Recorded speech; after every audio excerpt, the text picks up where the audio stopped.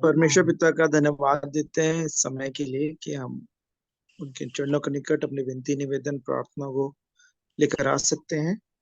मैं आप सभी का प्रभु यीशु मसीह के मधुर मीठे नाम में स्वागत करता हूँ, सभी को नमस्कार करता हूँ और परमेश्वर पिता का धन्यवाद देता हूँ इस समय के लिए कि उन्होंने चुनकर अपने समीप आने का अवसर दिया कि हम उनसे प्रार्थनाएं कर सकते हैं।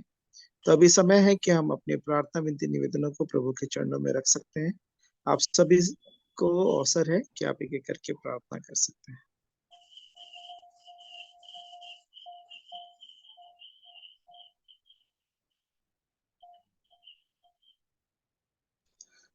मोहल्लद भैया, आपका माइक ऑन है, आप प्रार्थना शुरू करेंगे क्या? हाँ ठीक है, करें। Thank you. जीवित पवित्र सेनाओं के यहोवा पिता परमेश्वर, आपके पास इकलौते बेटे हमारे एकमात्र उद्धारकर्ता मुक्तिदाता जीवन देने वाले पवित्र सब नामों में सुनाम यीशु मसीह है। उसी यीशु मसीह के मधुर मीठे और धन्य नाम से पिता, मैं आपके सिंहासन के निकट आपके पवन चरणों के तले आते हैं। सारी आदर महिमा आपको देते हैं प्रभु। धन्यवाद धन्यवाद धन्यवाद धन्यवाद धन्यवाद धन्यवाद करता हूँ प्रभु जी, आपका मैं धन्यवाद धन्यवाद करता हूँ कि आपने मुझे एक दिन उस मरे हुए कार्यों से निकाल करके जीवित मन को दिया। आपका धन्यवाद करता हूँ प्रभु जी। हमारे पैर से लेकर सिर तक प्रभु जी पाप ही पाप भरा हुआ था, पाप राज्य करता रहा। प्रभु आपका मैं धन्यवाद करता हूँ कि ऐसे पापों के को छुड़ौती की खातिर आपने प्रभु यीशु मसीह हमारे खातिर प्रायश्चित किया, उपाय किया। सचमुच में यहोवा यीरे हैं आप। धन्यवाद करता हूँ प्रभु यीशु मसीह। प्रभु जी हमारी इस पापों की छुड़ौती की खातिर प्रभु यीशु मसीह आपके देह में जब कोड़े से मारते रहे, प्रभु जी उस गो में कोड़े से मारते रहे तो कोड़ा जो है मारते थे लपेट जाता रहा। प्रभु जी इस कोड़े के अंतिम सिरे में प्रभु जी मेटल सब हड्डियां का बना हुआ था, खींचते थे, चीरते फाड़ते हुए निकलता रहा, लहूलुहान हो गए प्रभु जी। ऐसे कोड़े का मार आपने हमारे खातिर आपने किया और प्रभु जी आपके कोड़े खाने से मैं चंगा हुआ। धन्यवाद करता हूँ प्रभु यीशु मसीह। प्रभु जी हमारे सिर में पाप था, प्रभु जी आपके सिर में कांटे का ताज पहनाया गया। धन्यवाद करता हूँ प्रभु यीशु मसीह। प्रभु जी हमारे अंदर से ही, मन और हृदय से ही प्रभु जी व्यभिचार, चोरी, निंदा, हत्या, कई तरह के रंग बिरंगे पापी निकलते रहा प्रभु।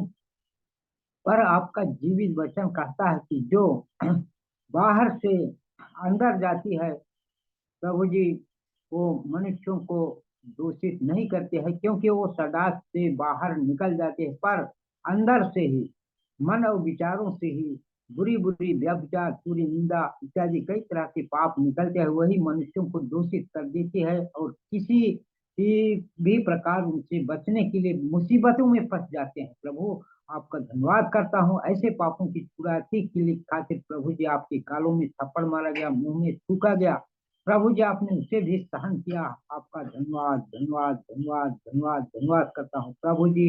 हमारे तो हाथों और पैरों से पाप होता रहा प्रभु जी। प्रभु यीशु से पाप तो हमारे हाथों पैरों से होता रहा, हमारा पैर पाप की ओर दौड़ी चली जाती रही, हाथ हत्या के लिए जाती रही। प्रभु ऐसे पापों की छुड़ौती की खातिर आपके हाथों और पैरों में प्रभु जी कील द्वारा उस क्रूस में पूरे अंग को लटकाया गया। प्रभु जी आपने क्रूस का दुख को आपने सहन किया। आपका मैं धन्यवाद करता हूँ प्रभु यीशु मसीह। प्रभु जी आपने जब क्रूस में लटके हुए थे, बे असहनीय दुख हो रहा था, दर्द और पीड़ाएं हो रही थी, प्रभु आपका धन्यवाद करता हूँ कि आपने दुख के बदले दुख आपने कभी नहीं दिया, बल्कि आपने प्रार्थना किया प्रभु जी, हे पिता इन्हें क्षमा कर, ये लोग नहीं जानते हैं क्या कर रहे हैं। धन्यवाद करता हूँ प्रभु यीशु मसीह। आपने प्रभु जी ऐसे मुझे हमारे इस पापों की छुड़ौती के लिए प्रभु जी आपने ऐसे उपाय किया। प्रभु आपका मैं धन्यवाद करता हूँ। प्रभु जी जब क्रूस में ही लटके हुए थे तो प्रभु आपके पांजर में बेधा गया। प्रभु जी उसमें से पानी और लहू की धाराएं बहने लगी। उसी लहू के द्वारा प्रभु जी आपने मुझे शुद्ध और पवित्र किया। प्रभु आपकी उस लहू में ये सामर्थ्य शक्तियां है। प्रभु जी आपका मैं धन्यवाद धन्यवाद धन्यवाद धन्यवाद करता हूँ प्रभु यीशु मसीह। इतना ही दुख नहीं, बल्कि प्रभु जी आपको मारा गया, गाड़ा गया, मृतकों में से तीसरे दिन जीवित भी किया गया। प्रभु जी आपके मारे जाने, गाड़े जाने से हमारे अंदर की जो पुराना मनुष्यत्व था, प्रभु जी पाप का जीवन था, उसे आपकी संगति में मारा गया, गाड़ा गया। आपके तीसरे दिन जीवित होने से प्रभु यीशु मसीह आपकी उस जीवित आत्माओं, जो संयम की आत्मा है, नम्र और दीन की आत्मा है, हे अब्बा हे पिता कहने वाली आत्मा है, आपने हमारे अंदर में समाया। प्रभु जी इस मरे हुए शरीर में अपने श्वास फूका। आपने प्रभु जी हमारे इस मरे हुए कार्यों को से आपने अलग किया। ऐसी रीति से प्रभु जी मुझे एक जीवित मन को दिया है। प्रभु आपका मैं धन्यवाद धन्यवाद धन्यवाद धन्यवाद धन्यवाद करता हूँ। सचमुच में प्रभु यीशु मसीह आपने यहोवा इरे हैं, यहोवा सालोन है, यहोवा रापा है। धन्यवाद करता हूँ प्रभु यीशु मसीह, इतने महान परमेश्वर हैं आपने प्रभु जी। अच्छे अच्छे लोगों को छोड़ करके मुझ पापियों को ऊपर में आपने इतनी महान दया किया प्रभु, कि मुझे उस नरक से, उस जलती हुई ज्वाला से बचाने के लिए आपने प्रभु जी हमारी खातिर उपाय किया है। प्रभु आपका मैं धन्यवाद धन्यवाद धन्यवाद धन्यवाद करता हूँ प्रभु जी। सचमुच में प्रभु यीशु मसीह हमारे अंदर में जो पाप था कभी नहीं छूटने का था, पर आपने प्रभु जी आपके बलवान हाथों के द्वारा प्रभु यीशु मसीह हमारी पापों को आपने अलग किया। और प्रभु जी मुझे उस सच्चे मन को दिया, जिसके कारण मैं आपको हे अब्बा हे पिता कह के पुकारने पाता हूँ प्रभु। और प्रभु यीशु मसीह हमारी प्रार्थनाएं प्रभु जी स्वर्ग से उत्तर ले आते हैं, इसीलिए आपका धन्यवाद कर रहा हूँ। सचमुच में प्रभु जी आपके पीछे चलने वालों के लिए प्रभु जी आपकी ज्योति को आपने सदा प्रकट करते हैं। प्रभु आपका मैं धन्यवाद धन्यवाद धन्यवाद धन्यवाद धन्यवाद करता हूँ प्रभु यीशु मसीह। आप दया की धनी, दया की खामी हैं, दया करने वाले परमेश्वर हैं। आपका मैं धन्यवाद करता हूँ। तो प्रभु आपका मैं धन्यवाद धन्यवाद करता हूँ कि हमारे जितने भाई बहन लोग जुड़े हैं, उन्हें भी प्रभु जी अपने उस हृदय को छेदित करे, ताकि हर एक एक का हृदय प्रभु जी नम्र और दीन होकर के प्रभु यीशु मसीह आपकी उस संगति में, उस पवित्र संगति में जुड़ने पाए, ताकि प्रभु जी हर एक एक लोग आपके करीब में आए और उस ज्योति को पा सके। वो ज्योति स्वयं यीशु मसीह है। धन्यवाद करता हूँ पिता परमेश्वर। प्रभु जी हमारे अगुए भाई हैं जितने भी हैं प्रभु जी, हर एक एक भाई बहनों के लिए भी मैं आपको ताकता हूँ, आपके उस छेदे हुए हाथों में सौंपता हूँ। प्रभु जी उनके मनों को और ही तैयार करें, ताकि उसके द्वारा प्रभु जी हम लोगों के लिए, हम इस निर्बुद्धियों के लिए प्रभु जी आपके प्रबल वचन को दे, ताकि उनके माध्यम से हम लोगों की इस हृदय तक पहुंच सके। और प्रभु जी जिन्हें शैतान की जो भी शक्तियां चुराने ना पाए, और प्रभु जी उनके लिए भी प्रार्थना करता हूँ कि प्रभु जी उनके हर एक एक तबियत को ठीक रखें। प्रभु जी जितने भी इंस्ट्रूमेंट आपने जुगाड़ किए हैं प्रभु जी, दूर दूर में रहते हुए आपके करीब में हम लोग पाए जाते हैं प्रभु, ऐसे आपने व्यवस्था किए हैं। आपका धन्यवाद करता हूँ। इस रीति से प्रभु यीशु मसीह सारी बातों को हमारे एक एक भाई बहनों को प्रभु जी इस समय इस अवसर आपने दिया, इसके लिए भी सारी बातों को मैं धन्यवाद धन्यवाद करते हुए विनती हमारी एकमात्र उद्धारकर्ता, मुक्तिदाता, जीवन देने वाले पवित्र प्रभु मसीह यीशु के नाम से ही मांग लेता हूँ। जय से सुनिए और स्वर्गराज में ग्रहण कर लीजिए। आमीन आमीन आमीन। हेलो अमन। अमन जी जी जी जी, शालोम, गुड इवनिंग। शालोम शालोम, गुड इवनिंग। उस दिन भैया बोले थे संचालन के लिए, तो मैं आज तैयार जी हूँ। हाँ जी हाँ, बिल्कुल बिल्कुल आपको अवसर है। थैंक यू सो मच जी। और कोई तो नहीं कर रहे हैं आज? नहीं नहीं नहीं नहीं, आपको अवसर है जी। चलिए ठीक है, मैं प्रारंभ करता हूँ। सो भाई ने प्रार्थना किया, दिग्गज भाई ने, परमेश्वर का धन्यवाद करते हैं। फिर मैं कुछ वचन पढ़ के प्रारंभ करता हूँ, और मैं आज के इस जो कार्यक्रम है उसमें जुड़े सभी लोगों का मैं स्वागत करता हूं और धन्यवाद करता हूं। इस कार्यक्रम में हम सभी जुड़ते हैं और आपस में बहुत सारे आशीषों को प्राप्त करते हैं और प्रार्थना में भी जाते हैं। सो प्रभु का धन्यवाद करता हूं। मैं यहाँ पे पढ़ लूंगा रोमियो 6। पाप के लिए मृतक, मसीह में जीवित। तो मेरी आवाज आ रही है ना अमन भाई? जी हाँ, अच्छे से आ रही है जी जी। ओके।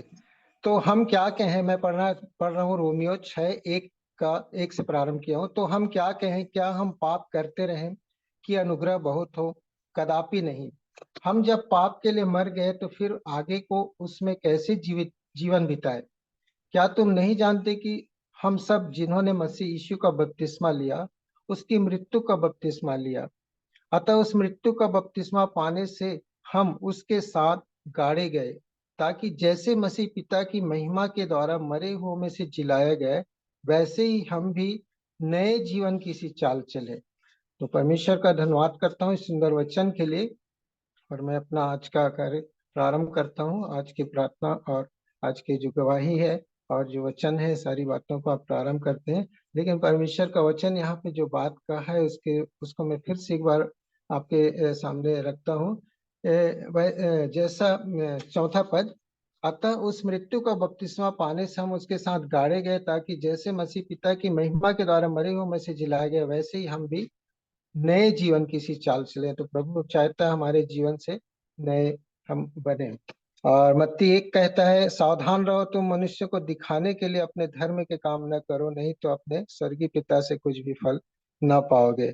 मैं परमेश्वर का धन्यवाद करता हूँ। बीते दिनों में जब भैया लाल भाई बता रहे थे कि प्रार्थना के विषय में, तो बहुत सारी बातों को बता रहे थे लाल भाई, कैसे शास्त्रियों और फरीसियों के पाखंड की भर्त्सना, और हे कपटी करके ना मत्ती 23 में पूरा लिखा हुआ 13 से 29 तक, आप जानते हैं। सो प्रभु सहायता करे कि जब हम प्रार्थना करें तो बहुत ही सावधानी से, और हम इस बातों को बार बार, जैसे कि उस दिन भाई भी शिखर भाई भी बता रहे थे, कि हम अपने को बार बार उस पाप के विषय में और उसमें फंसे हैं, ऐसा बिल्कुल भी ना कहें, बल्कि परमेश्वर ने हमें छुड़ा लिया, हम दावे के साथ। और मैं तो कहता हूँ एक तरह से टेबल ठोक के, सीना ठोक के कहें कि प्रभु ने मुझे बचाया है और परमेश्वर मेरा सहायक है, और प्रभु में मैं आनंदित हूँ। और प्रभु का धन्यवाद करता हूँ इस बात के लिए कि हम सब प्रभु में निश्चित रूप से आनंदित है, क्योंकि हम सभी प्रभु के लोग हैं। सो मैं धन्यवाद करता हूँ इस बात के लिए। परमेश्वर पिता का ये दुआ करते हैं। प्यारे पिता, प्रभु यीशु के नाम में एक बार फिर से आपके पवित्र चरणों में आते हैं प्रभु जी। आपका हृदय से धन्यवाद धन्यवाद धन्यवाद धन्यवाद करते हैं, क्योंकि वास्तव में धन्यवाद, स्तुति, महिमा, बड़ाई, प्रशंसा, तारीफ और जय जयकार के योग्य केवल और केवल आप ही हैं प्रभु। आपका धन्यवाद करते हैं आपके सुंदर पवित्र वचन के लिए, पवित्र आत्मा के लिए, पवित्र लहू के लिए, उद्धार के दिए जीवन के लिए भी धन्यवाद करते हैं प्रभु जी, जो आपने हमारे जीवनों के लिए किया है प्रभु जी। उस क्रूस पर अपने आप को बलिदान करने के द्वारा मनुष्य रूप धारण किया प्रभु जी, और दीन नम्र बने प्रभु जी। हम आपका धन्यवाद करते हैं कि आपने मेरे पापों के खातिर अपने आप को उस क्रूस पर बलिदान किया, लहू बहाया और मेरे पापों को धो दिया प्रभु जी।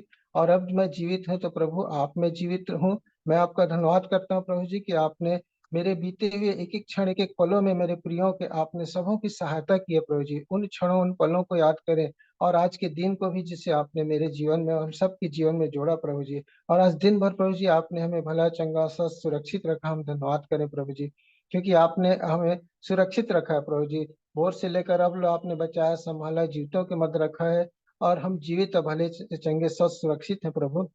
धन्यवाद करते हैं। जबकि हम सुबह हम अपने अपने वचन के भाग में जाते हैं प्रभु जी, व्यक्तिगत रूप से जब बैठते हैं प्रभु जी, और उस समय से उन आशीषों को प्राप्त करके दिन भर प्रभु जी मन आनंदित होता है और हमारा मन प्रफुल्लित होता है प्रभु जी। हम आपका धन्यवाद करते हैं। हम ऐसे जीवते सच्चे सामर्थ्य प्रभु यीशु मसीह को जानने पाए, जो जीवित है, जो जो सुन सकता है, जो देख सकता है, जो चल फिर सकता है, जो हमारे सारे परिस्थितियों का, हमारी सारी बातों का उत्तर देता है प्रभु। हम आपका धन्यवाद करते हैं कि आपने हमें चुना प्रभु जी, अपने चरणों में आने का अवसर प्रदान किया।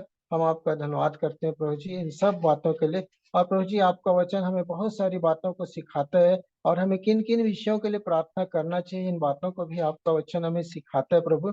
आपका धन्यवाद करते हैं। पाप क्षमा की प्रार्थना भजन संहिता 51 में जिसका वर्णन है, धन्यवाद की प्रार्थना, परमेश्वर में भरोसे की प्रार्थना, एक खरे व्यक्ति की प्रार्थना, विजय के लिए प्रार्थना, संकट के समय सहायता के लिए प्रार्थना करना आपने सिखाता, आपका वचन सिखाता है। सहायता के लिए प्रार्थना करना सिखाता है, न्याय के लिए प्रार्थना करना सिखाता है, अगुवाई और रक्षा के लिए प्रार्थना करना सिखाता है प्रभु जी। आपका वचन हमें शत्रुओं से छुटकारे के लिए प्रार्थना करना सिखाता है, छुटकारे की प्रार्थना देता है, देश के बचाव के लिए प्रार्थना करना है कैसे सिखाता है, परमेश्वर की दया के लिए प्रार्थना करना सिखाता है। तो प्रभु जी हम आपका धन्यवाद करते हैं कि आप हमारे जीवन के लिए एक एक बातों को दे दिया है प्रभु जी, और इतना सुंदर पवित्र वचन दिया है जो जिससे हम बोलते और बातचीत करते हैं प्रभु। हम आपका धन्यवाद करते हैं आज की शाम प्रभु जी, जबकि हम इस प्रकार से प्रिय भाई बहनों के साथ आज बैठे हैं प्रभु जी और बहुतायत की उन आशीषों को चाहते हैं प्रभु जी, कि हम और भी बहुत प्राप्त करते चले जाएं, क्योंकि प्रभु जी अंत का समय बहुत ही निकट है। और जैसा कि हम लोग अभी न्यूज में लगातार देख रहे हैं कि किस प्रकार से इजराइल पर हमला हो गया, चौतरफा हमला हुआ है।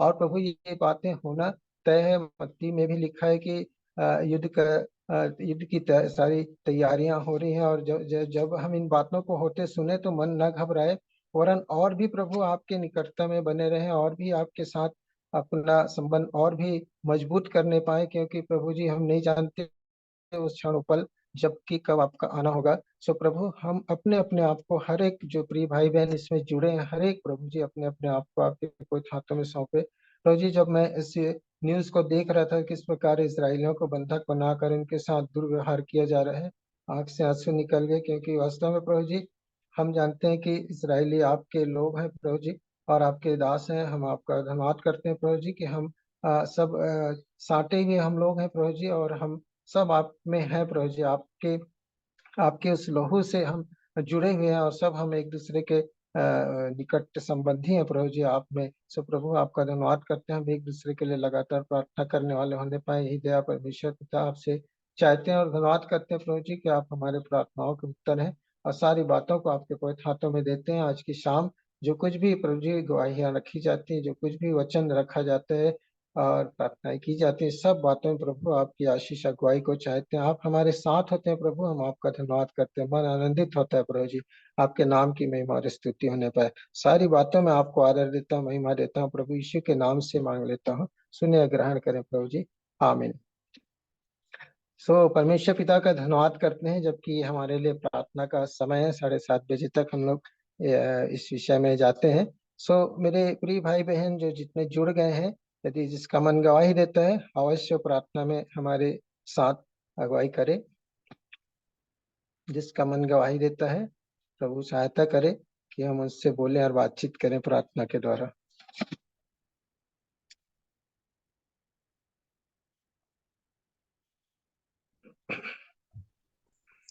आइए हम प्रार्थना करते हैं।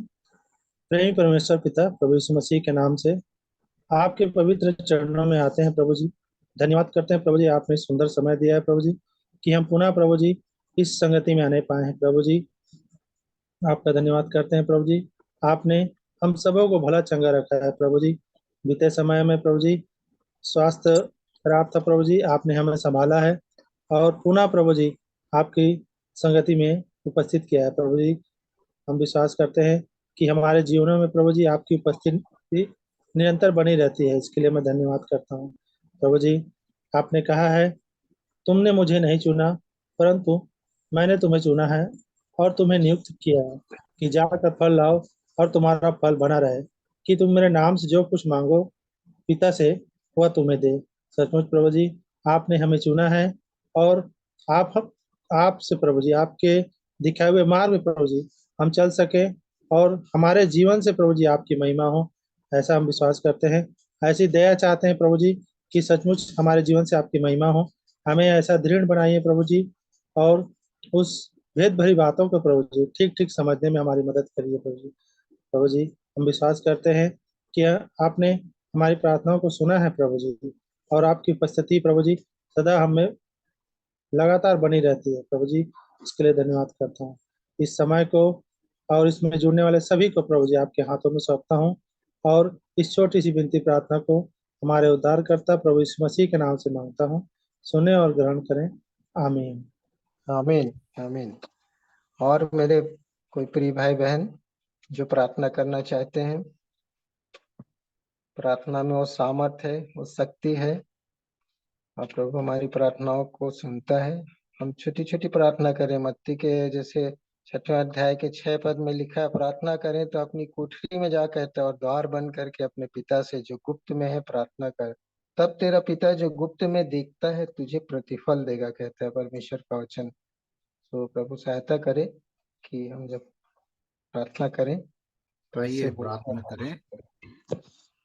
जीवित महान सर्वशक्तिमान पिता परमेश्वर, स्वर्ग और पृथ्वी के रचयिता, सृजनहार, तारनहार, पालनहार पिता परमेश्वर, धन्यवाद, स्तुति, बड़ाई, प्रशंसा आपके नाम की तारीफ हम दो सिताइश करते हैं, क्योंकि आप राजाओं के राजा हैं, प्रभुओं के प्रभु हैं, महाअधिपति, सेनाओं के वह पिता परमेश्वर है। आपने स्वर्ग और पृथ्वी को बनाया, धन्यवाद करते हैं। पृथ्वी और जो कुछ उसमें है सब आपका है। स्वर्ग आपका सिंहासन है, पृथ्वी आपके पैरों की चौकी है। निरंतर अपने लोगों को देखते रहते हैं, स्वर्ग से निहारते रहते हैं। आपकी आंखें सर्वत्र लगी रहती है। आप सर्वज्ञ है, सर्वज्ञानी है, सर्वशक्तिमान पिता परमेश्वर, सर्वाधिकारी, सर्वश्रेष्ठ पिता परमेश्वर है। सारी पृथ्वी आपके नाम का धन्यवाद करती है, आपके चरणों में झुकती है। और सचमुच में प्यारे प्रभु, आपसे और ज्यादा शक्तिशाली कोई नहीं है। इसलिए प्यारे प्रभु, हम आपके चरणों में आके अपने आप को धन्य समझते हैं, क्योंकि आपने यीशु मसीह में हम सब की सहायता की कि प्यारे प्रभु हम उस जीवन को पाएं जो बहुतायत के जीवन है। प्यारे प्रभु, यीशु मसीह स्वर्ग के राज्य को इस पृथ्वी पर हमारे करीब लाए। इसलिए प्यारे प्रभु, आपके आदेश का हम पालन करें कि मन फिराए। रोज बरोज प्यारे प्रभु, हम अपने जीवन को देखते हैं, हमारा मन कहीं कहीं लगा रहता है, भटका रहता है, परंतु प्यारे प्रभु आप हमारे मन को आपकी ओर लगाते हैं। धन्यवाद करते हैं, आपका वचन हमारे हृदयों में प्रवेश करता है और सचमुच में प्यारे प्रभु हमारे हृदयों को बदलता है। आपके पवित्र नाम का हम हृदय से धन्यवाद करते हैं। धन्यवाद करते हैं, सचमुच में यीशु आप उद्धार करता है। पिता परमेश्वर से हमारा भेंट कराते हैं, मुलाकात करते हैं। आप ही मार्ग हैं, सत्य है और जीवन है। इसलिए यीशु आपके उस मार्ग को हम पहुंचा सकें, क्योंकि आप स्वर्ग से आए और स्वर्ग को चले गए। और आप यही चाहते हैं कि जितने प्यारे प्रभु आपकी ओर दृष्टि करते हैं, प्यारे प्रभु, क्योंकि स्वर्ग और पृथ्वी के बीच में और कोई ऐसा नाम नहीं है जिसके द्वारा मनुष्य उद्धार पा सके। इसलिए प्यारे प्रभु, उद्धार के द्वारा, मार्ग के द्वारा जो सत्य है उसमें झूठ बिल्कुल भी नहीं है। प्यारे प्रभु, हम जीवन को पाते हैं जो बहुतायत का जीवन है। यीशु मसीह आप कल, आज और युगानुयुग एक सा है। उद्धार करता प्रभु यीशु मसीह भी आपका प्रतिरूप है, और जो आपके अंदर गुण है पिता परमेश्वर, वो हमारे उद्धार करता प्रभु यीशु मसीह में भी है। इसलिए हम आपके नाम का धन्यवाद करते हैं। सारी आशीषें, यीशु मसीह ने कहा, स्वर्ग और पृथ्वी का सारा अधिकार मेरा है। इसलिए प्यारे प्रभु धन्यवाद करते हैं, और उस अधिकार को आपने अपने कलीसिया को दे दिया। और सचमुच में मत्ती 16 में आपने कह दिया प्यारे प्रभु कि जो कुछ तुम पृथ्वी पे बांधोगे वो स्वर्ग पे बंधेगा, और जो पृथ्वी पे खोलोगे वो स्वर्ग पे खुलेगा। कितना बड़ा अधिकार आप अपने लोगों को देकर प्यारे प्रभु उन्हें आशीषित करते हैं, अपने छत्र छाया में बढ़ाते हैं। तमाम आशीषें स्वर्ग और पृथ्वी की है, बेशुमार आप उन्हें देते रहते हैं। धन्यवाद करते हैं, धन्यवाद करते हैं। आपने हमें व्यक्तिगत रूप से प्यार किया, उद्धार दिया। हमारे परिवारों में भी आपका अनुग्रह हुआ कि वो वचन जो आपने कहा है कि तू बचेगा तो तेरा घराना उद्धार पाएगा, इसलिए प्यारे प्रभु हम आप पर विश्वास करें निरंतर।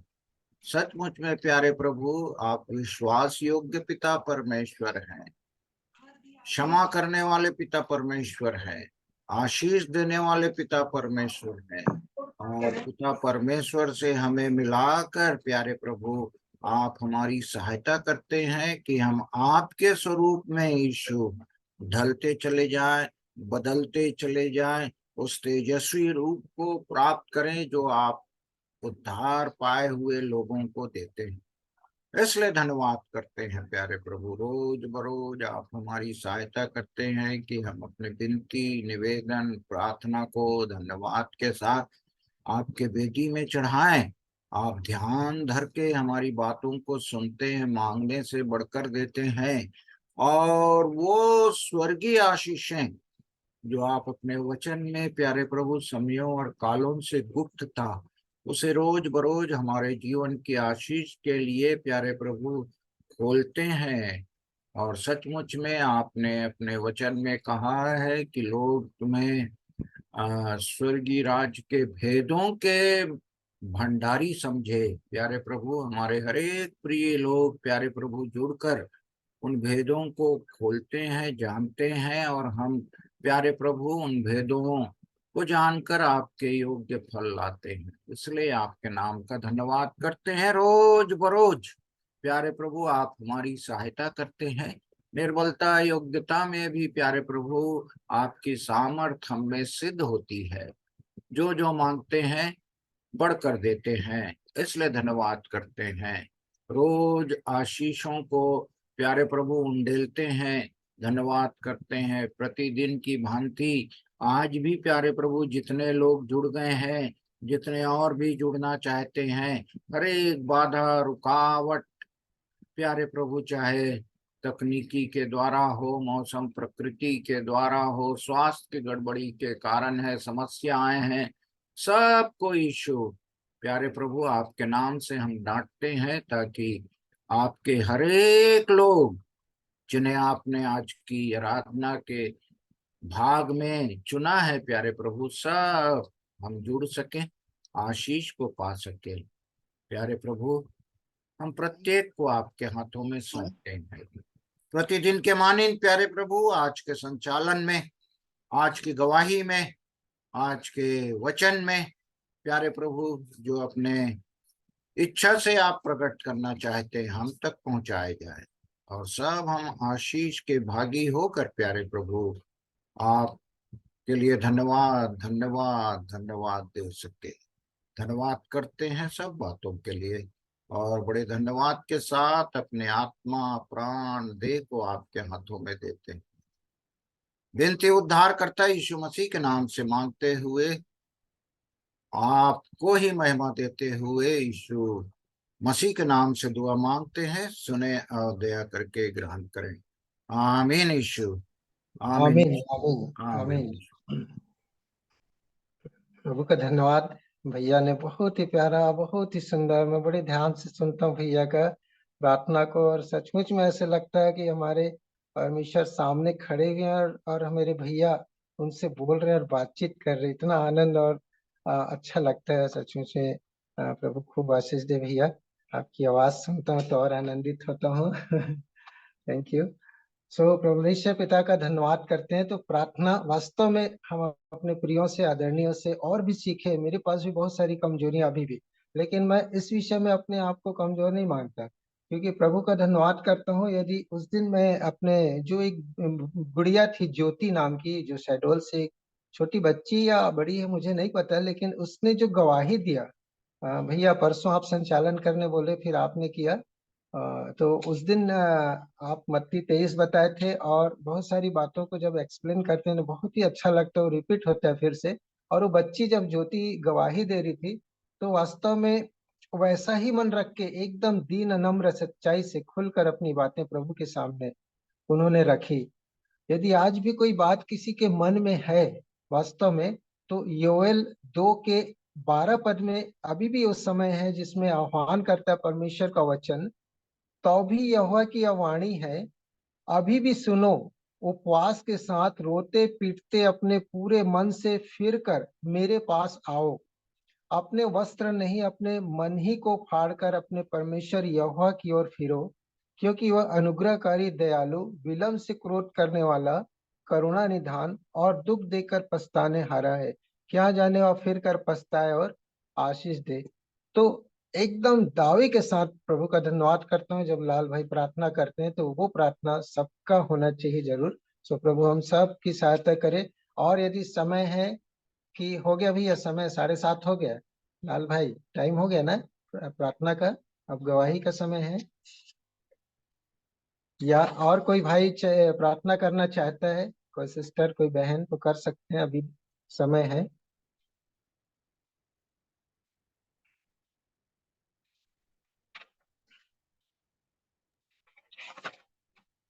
सो हम गवाही में जाएंगे और परमेश्वर का धन्यवाद करते हैं सुंदर प्रार्थना के लिए। फिर से जितनों ने प्रार्थना किया प्रभु ने उसे अवश्य सुना, ग्रहण किया है। और हम सब अपने अपने आप को परमेश्वर पिता के और भी नजदीक ले आए, और भी नजदीक ले आए। सो प्रभु हम सब की सहायता करे। ये हमारे लिए गवाही का समय है। यदि कोई गवाही है तो आपस में रख सकते हैं।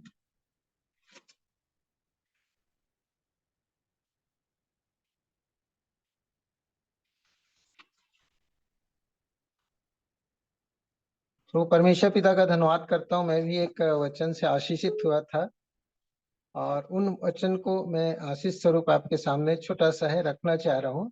और इन विषयों को हम सुन चुके हैं, फिर भी अच्छा लगता है इन बातों को आपस में जब शेयर करते हैं। तो धन्यवाद के साथ इस धन्यवाद दे प्रभु को कि सब छोड़ देने पर प्रभु कभी नहीं छोड़ेगा। ये मैं एक शीर्षक दिया हूँ इसको, यशायाह 49 और उसका 15 पद में ये बातें लिखी हुई है। परंतु मैं तुझे नहीं भूल सकता। और 16 पद में कहता है कि देख मैंने तेरा चित्र अपनी हथेली पर खोद कर बनाया है ना। शहर पनाह सदैव मेरी दृष्टि के सामने बनी रहती है। क्या ये हो सकता है कि ये संसार के लोग जो दोस्त हैं, माता पिता, यहाँ तक कि भाई बहन, रिश्तेदार, मैं सभी को जोड़ रहा हूँ क्योंकि सब अहम रिश्ते हैं। इस सब रिश्तेदारी में यदि हम देखें तो माँ का रिश्ता बहुत ही प्रमुख होता है। जो माँ जन्माती है वह भी भूल सकती, वचन बताता है। तो हाँ, यस, परमेश्वर का वचन बताता है कि वह भूल सकती है, पर एक नाम है और वो नाम है प्रभु यीशु। वो नाम जो सबसे ऊंचा है। बाइबल में अय्यूब का जीवन के विषय में हम पढ़ते हैं। अय्यूब 1:1 में आपने देखा होगा कि वो खरा था, सीधा था, प्रभु का भय मानता था, संपन्नता भी थी उसके जीवन में, सारी चीजें थी। परंतु एक समय आया कि सभी ने छोड़ दिया। ऐसा अय्यूब के जीवन में हुआ, परंतु प्रभु कभी नहीं छोड़ेगा, ये परमेश्वर का वादा है। लेकिन शर्त भी है उसके साथ कि हम प्रभु के साथ साथ चलें।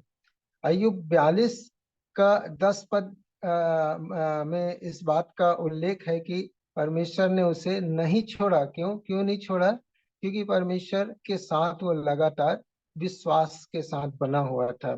और हम जानते हैं कि उसे दुगना उससे मिला, जितने उसके नुकसान हुए थे उससे दुगना परमेश्वर ने उसको दिया। उसकी चिंता दूर की, अधिक आशीष दी, परिवार को भी आशीषित किया और बहुतायत की आशीष दी। हम यदि देखें कि अय्यूब प्रभु को धन्यवाद दिया, तो इस वचन से हम क्या सीखते हैं?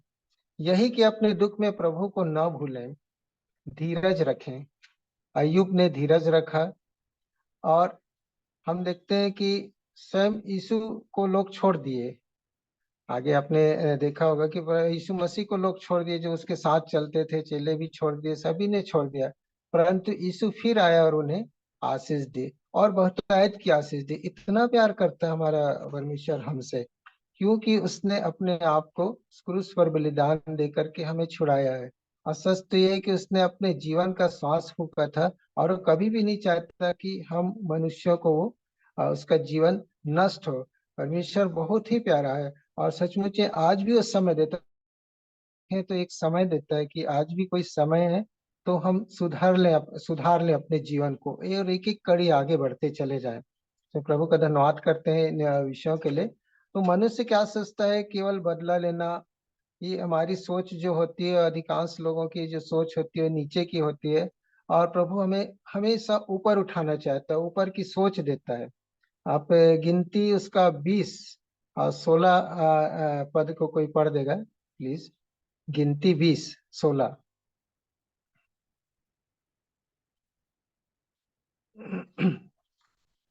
परंतु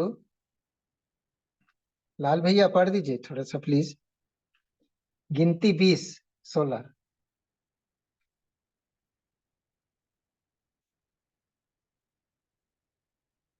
मुझे मिल गया, मैं पढ़ूं क्या? जी जी जी जी जी जी भाई। परंतु जब हमने यहोवा की दुहाई दी, तब उसने हमारी सुनी और एक दूत को भेजकर हमें मिस्र से निकाल ले आया है। हाँ, परमेश्वर का वचन बताता है कि जब हम यहोवा की दुहाई देते हैं, है ना, तो निश्चित रूप से वो हमारे हमारे लिए सहायता भेजता है और वो हमें सुरक्षित करना चाहता है। कई बार हम जो हमारे दुहाई को, रोने को लोग नाटक कई बार समझ जाते हैं या समझते हैं, परंतु परमेश्वर दुहाई पर कान देता है। लोग भले कुछ भी सोचें, लेकिन सचमुच में प्रभु हमारे दुहाई पर कान देता है और उसका वो प्रतिफल भी देता है, और फिर सारी समस्याओं को दूर करता है और अपने उपाय को भेजता है। सो परमेश्वर का धन्यवाद करते हैं। निर्गमन 32 के 33 के 2 पद में, 32 के 2 या 33 के 2 में इस विषय में लिखा हुआ है कि मैं तेरे आगे आगे एक दूत को भेजूंगा, है ना। तो वो क्या करेगा? थोड़ा सा 33 का 2 पद को मैं पढ़ना चाहूंगा, या बाबा मिले तो पढ़ दीजिएगा प्लीज। जी जी, निर्गमन 33 उसका दूसरा वचन। हाँ जी। मैं तेरे आगे आगे एक दूत को भेजूंगा और कनानी, एमोरी, हित्ती, परिज्जी, हिब्बी और यबूसी लोगों को बरबस निकाल दूंगा। ये जो मैंने अभी आप पढ़े कनानी, और जो भी चीजें आप पढ़े, उसको मैं एक समस्या के रूप में रख रहा हूँ आपके सामने, कि हर प्रकार की समस्या को परमेश्वर हमारे जीवन से दूर कर देता है। चाहे वो बीमारी हो, बेरोजगारी हो, अपमान हो, आर्थिक कमी हो, शरीर की बीमारी हो, न्यायिक प्रकरण हो, गंभीर बीमारी हो। बहुत से लोग इन्हीं विषयों पे प्रार्थना कराते रहते हैं लगातार। मैं कई और जगह, एक दो जगह जुड़ता हूँ तो उसमें देखता हूँ कि लोग बहुत सारी चीजों के लिए, छोटी छोटी बातों के लिए प्रार्थना कराते रहते हैं। और परमेश्वर का वचन यदि हम पढ़े तो परमेश्वर से स्वयं बोल और बातचीत कर सकते हैं, और वो इन समस्त गंभीर परिस्थितियों से वो छुड़ाएगा। क्योंकि निर्गमन में कहता है कि मैं तेरे आगे आगे एक दूत को भेजूंगा, है ना।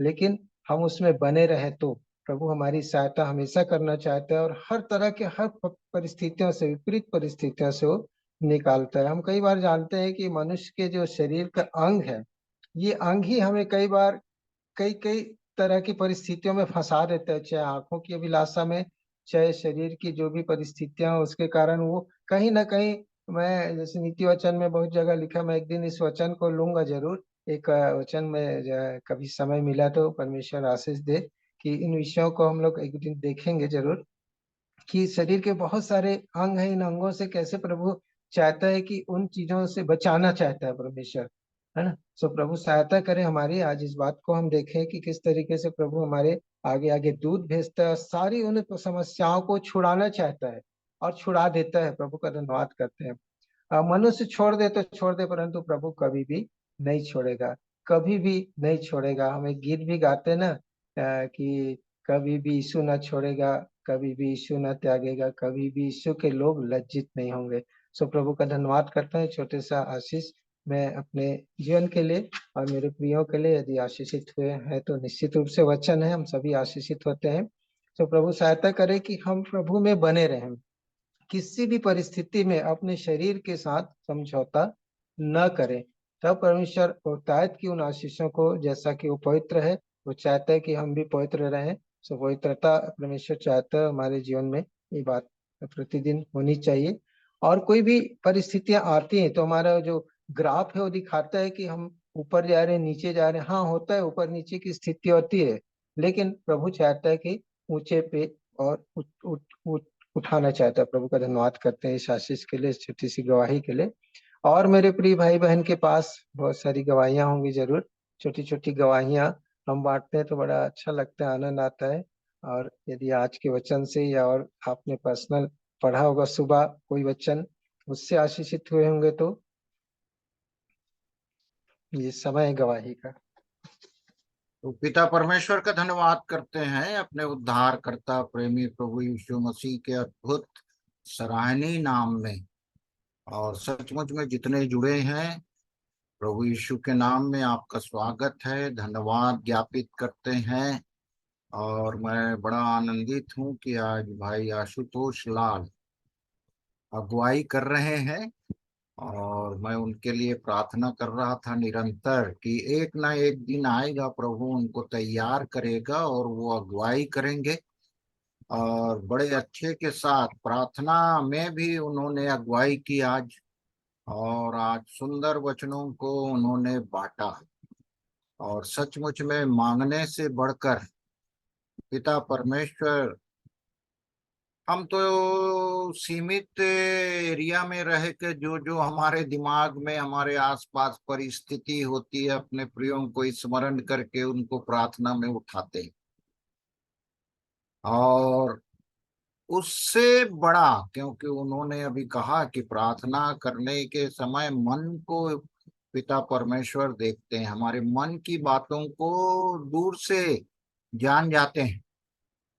अंतर्यामी पिता परमेश्वर है ना, तो दूर से हम कुछ बात को रखने जाते हैं, उसके पहले पिता परमेश्वर उन बातों को सुन लेते हैं। ऐसा महिमामय तेजोमय ज्योतिर्मय पिता परमेश्वर हमारा है। परंतु शर्त यह है कि यीशु मसीह के नाम से उनके पास है। बिना मेरे द्वारा पिता के पास मैं और आप नहीं पहुंच सकते। मैं तो वो एक भाई की प्रार्थना, जो तिग्गा भाई लोग हैं ना, उनमें से हम लोग है, हमारे यहाँ देखते हैं पिता परमेश्वर, आओ एक एक पिता परमेश्वर का है पिता प्रार्थना करते हैं। परंतु वो भाई है यीशु राजा, ऐसा प्रार्थना करते हैं। वो हमारा राजा है और हम उसकी प्रजा है। जैसे दाऊद लिखता है, हम उसकी प्रजा और उसकी चराई की भेड़े हैं। वो हमें चराते हैं, वो हमारा राजा है, हम उसकी प्रजा है। तो सचमुच में प्रार्थनाओं को पिता परमेश्वर ग्रहण करता है। उत्तर तुरंत यदि हम पाने की आशा रखेंगे ना, तो कभी कभी तो शैतान रोक देता है। उत्तर दे देते हैं पिता परमेश्वर, बीच में रोक देते हैं, ऐसा भी होता है। इसलिए प्रार्थना करने में मुझे और आपको हियाव नहीं छोड़ना है, सदैव प्रार्थना करते रहना है, जब तक वो आशीषें पिता परमेश्वर पृथ्वी की नहीं स्वर्ग की आशीषें मैं और आप ना पाऊं। तो मैं धन्यवाद करता हूं उनकी सुंदर गवाही के लिए। और आगे भी गवाही में हम आगे बढ़ें। तो मैं धन्यवाद देता हूं, कल की आराधना में मैं जुड़ा,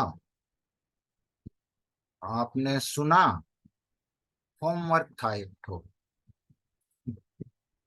यदि ध्यान देते हैं तो एक अध्याय को पढ़ने के लिए शेखर भाई बोले थे। मेरे ख्याल से उन्होंने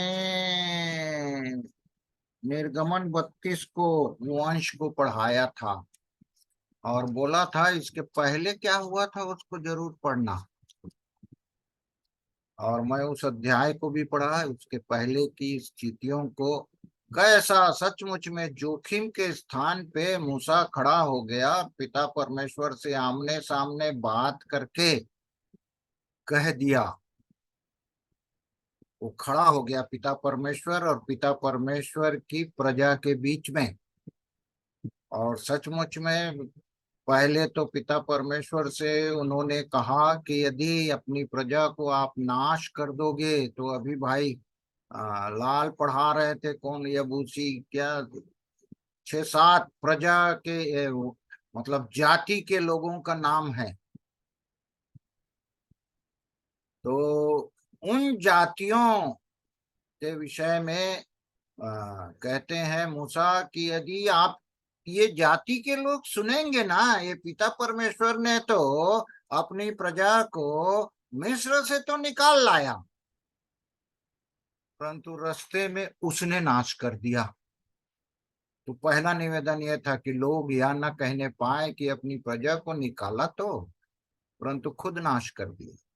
और दूसरी भयानक बात को जो शेखर भाई हम कई बार सुने हैं, हमारे प्रिय लोग बोलते हैं कि यदि आप इनको नाश कर दो तो मेरा नाम जीवन की किताब से काट दो। पिता परमेश्वर कहते हैं, उनको उत्तर बड़ा अच्छा लगा मेरे को कि नाम उसी का काटूंगा, हाँ, जिसने पाप किया है। जो बड़बड़ाना गुड़गुड़ाना जो भी किए हैं उसका नाम काटूंगा मैं, मूसा का नाम क्यों काटूंगा। तो मैं पढ़ते पढ़ते निर्गमन 34 में आ गया। उस स्थल को मैं केवल पढ़ना चाहूंगा, बताना नहीं चाहूंगा। उसके बारे में शीघ्र मैं और आप ढूंढ के निकालें, अलग अलग पद से पिता परमेश्वर मुझसे और आपसे बात करेंगे इस अंश को लेकर। तो पहला जो पिता परमेश्वर ने अपनी उंगली से 10 आज्ञा लिख के 2 पटिया दिया था, उसको तो मूसा गुस्से में तोड़ दिया। परंतु ये 34 अध्याय का उसका शीर्षक है 1 से लेकर 9 तक ही पढ़ूंगा मैं। 9 क्या 10 भी है क्या पूरे पैराग्राफ में? हाँ, 9 तक ही है, उतना ही को केवल पढ़ूंगा मैं, है ना। तो आप लोग मेरे साथ भी पढ़ेंगे। मेरी आवाज तेज आएगी, आपके कानों में धीमी आवाज आएगी, धीमी और श्रीन आवाज, मेरी नहीं। वचन के माध्यम से पिता परमेश्वर हमसे बात करेंगे। अलग अलग पद हो सकता है, तो केवल मैं पढ़ूंगा, ज्यादा समय नहीं लूंगा। और आप लोगों को भी समय मिलना चाहिए, रोज गवाही से भरे रहते हैं आप लोग, ज्यादा समय को हम ही लोग ले लेते हैं। हम लोग अगुआ अगुआ मान के, आज अगुआ नहीं रहेंगे, आप लोग अगुआ बनिए। ओके, तो मैं यहाँ पढ़ रहा हूं पत्थर की नई तख्तियां, इसका शीर्षक है। व्यवस्था विवरण 10 1 से 5 में भी है ये। फिर यहोवा ने मूसा से कहा, पहली तख्तियों के समान पत्थर की 2 और तख्तियां गढ़ ले। तब जो वचन उन पहली तख्तियों पर लिखे थे जिन्हें तूने तोड़ डाला, वही वचन मैं उन तख्तियों पर भी लिखूंगा। सवेरे तैयार रहना और भोर को सीने पर्वत पर चढ़कर उसकी चोटी पर मेरे सामने खड़ा होना, चोटी पे, बीच में नहीं। और नीचे तक की हालत यहाँ वर्णन है। तेरे संग कोई न चढ़ जाए, वरन पत्थर पर पर्वत भर पर कोई मनुष्य दिखाई ना दे, और ना भेड़ बकरी और गाय बैल भी पर्वत के आगे चरने पाए, कोई न चरने पाए। तब मूसा ने पहली तख्तियों के समान 2 और तख्तियां गढ़ी और भोर को उठकर अपने हाथ में पत्थर की वे दोनों तख्तियां लेकर यहोवा की आज्ञा के अनुसार, जो जो आज्ञा दिया है उसके अनुसार, अपने अनुसार, आज्ञा के अनुसार सीने पर्वत पर चढ़ गए। तब यहोवा ने उतर कर उसके संग वहां खड़ा होकर यहोवा का नाम प्रचार। यहोवा खुद खड़े हैं और यहोवा का नाम प्रचार करने। यहोवा उसके सामने होकर यूं प्रचार करता हुआ चला। यहोवा प्रचार कर रहे हैं क्या? यहोवा यहोवा ईश्वर दयालु और अनुग्रहकारी, कोप करने में धीरजवंत, और अति करुणामय और सत्य, हजारों पीढ़ियों तक निरंतर करुणा करने वाला, अधर्म और अपराध और पाप का क्षमा करने वाला है, परंतु दोषी को वह किसी प्रकार निर्दोष न ठहराएगा। वह पितरों के अधर्म का दंड उनके बेटों वरन पोतों और परपोतों को भी देने वाला है। थोड़ा रुक जा रहा हूं यहाँ, क्योंकि मैं अपने आस पड़ोस में सब अन्य जाति हैं, अलग अलग जाति के लोग हैं, धर्म के हैं।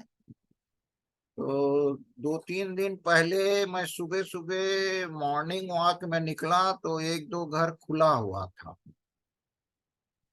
मैं सबसे गुड मॉर्निंग बोलने, उनसे मिलने जाता हूँ। तो एक घर में उसके दरवाजे के पास बढ़िया गोबर से लिपा हुआ दिया, दोनों तरफ, दोनों अलंग में, बाइबल के अनुसार दोनों तरफ, दरवाजे के दोनों तरफ दिया जल रहा था। सुबेरे फूल रखे हुए थे।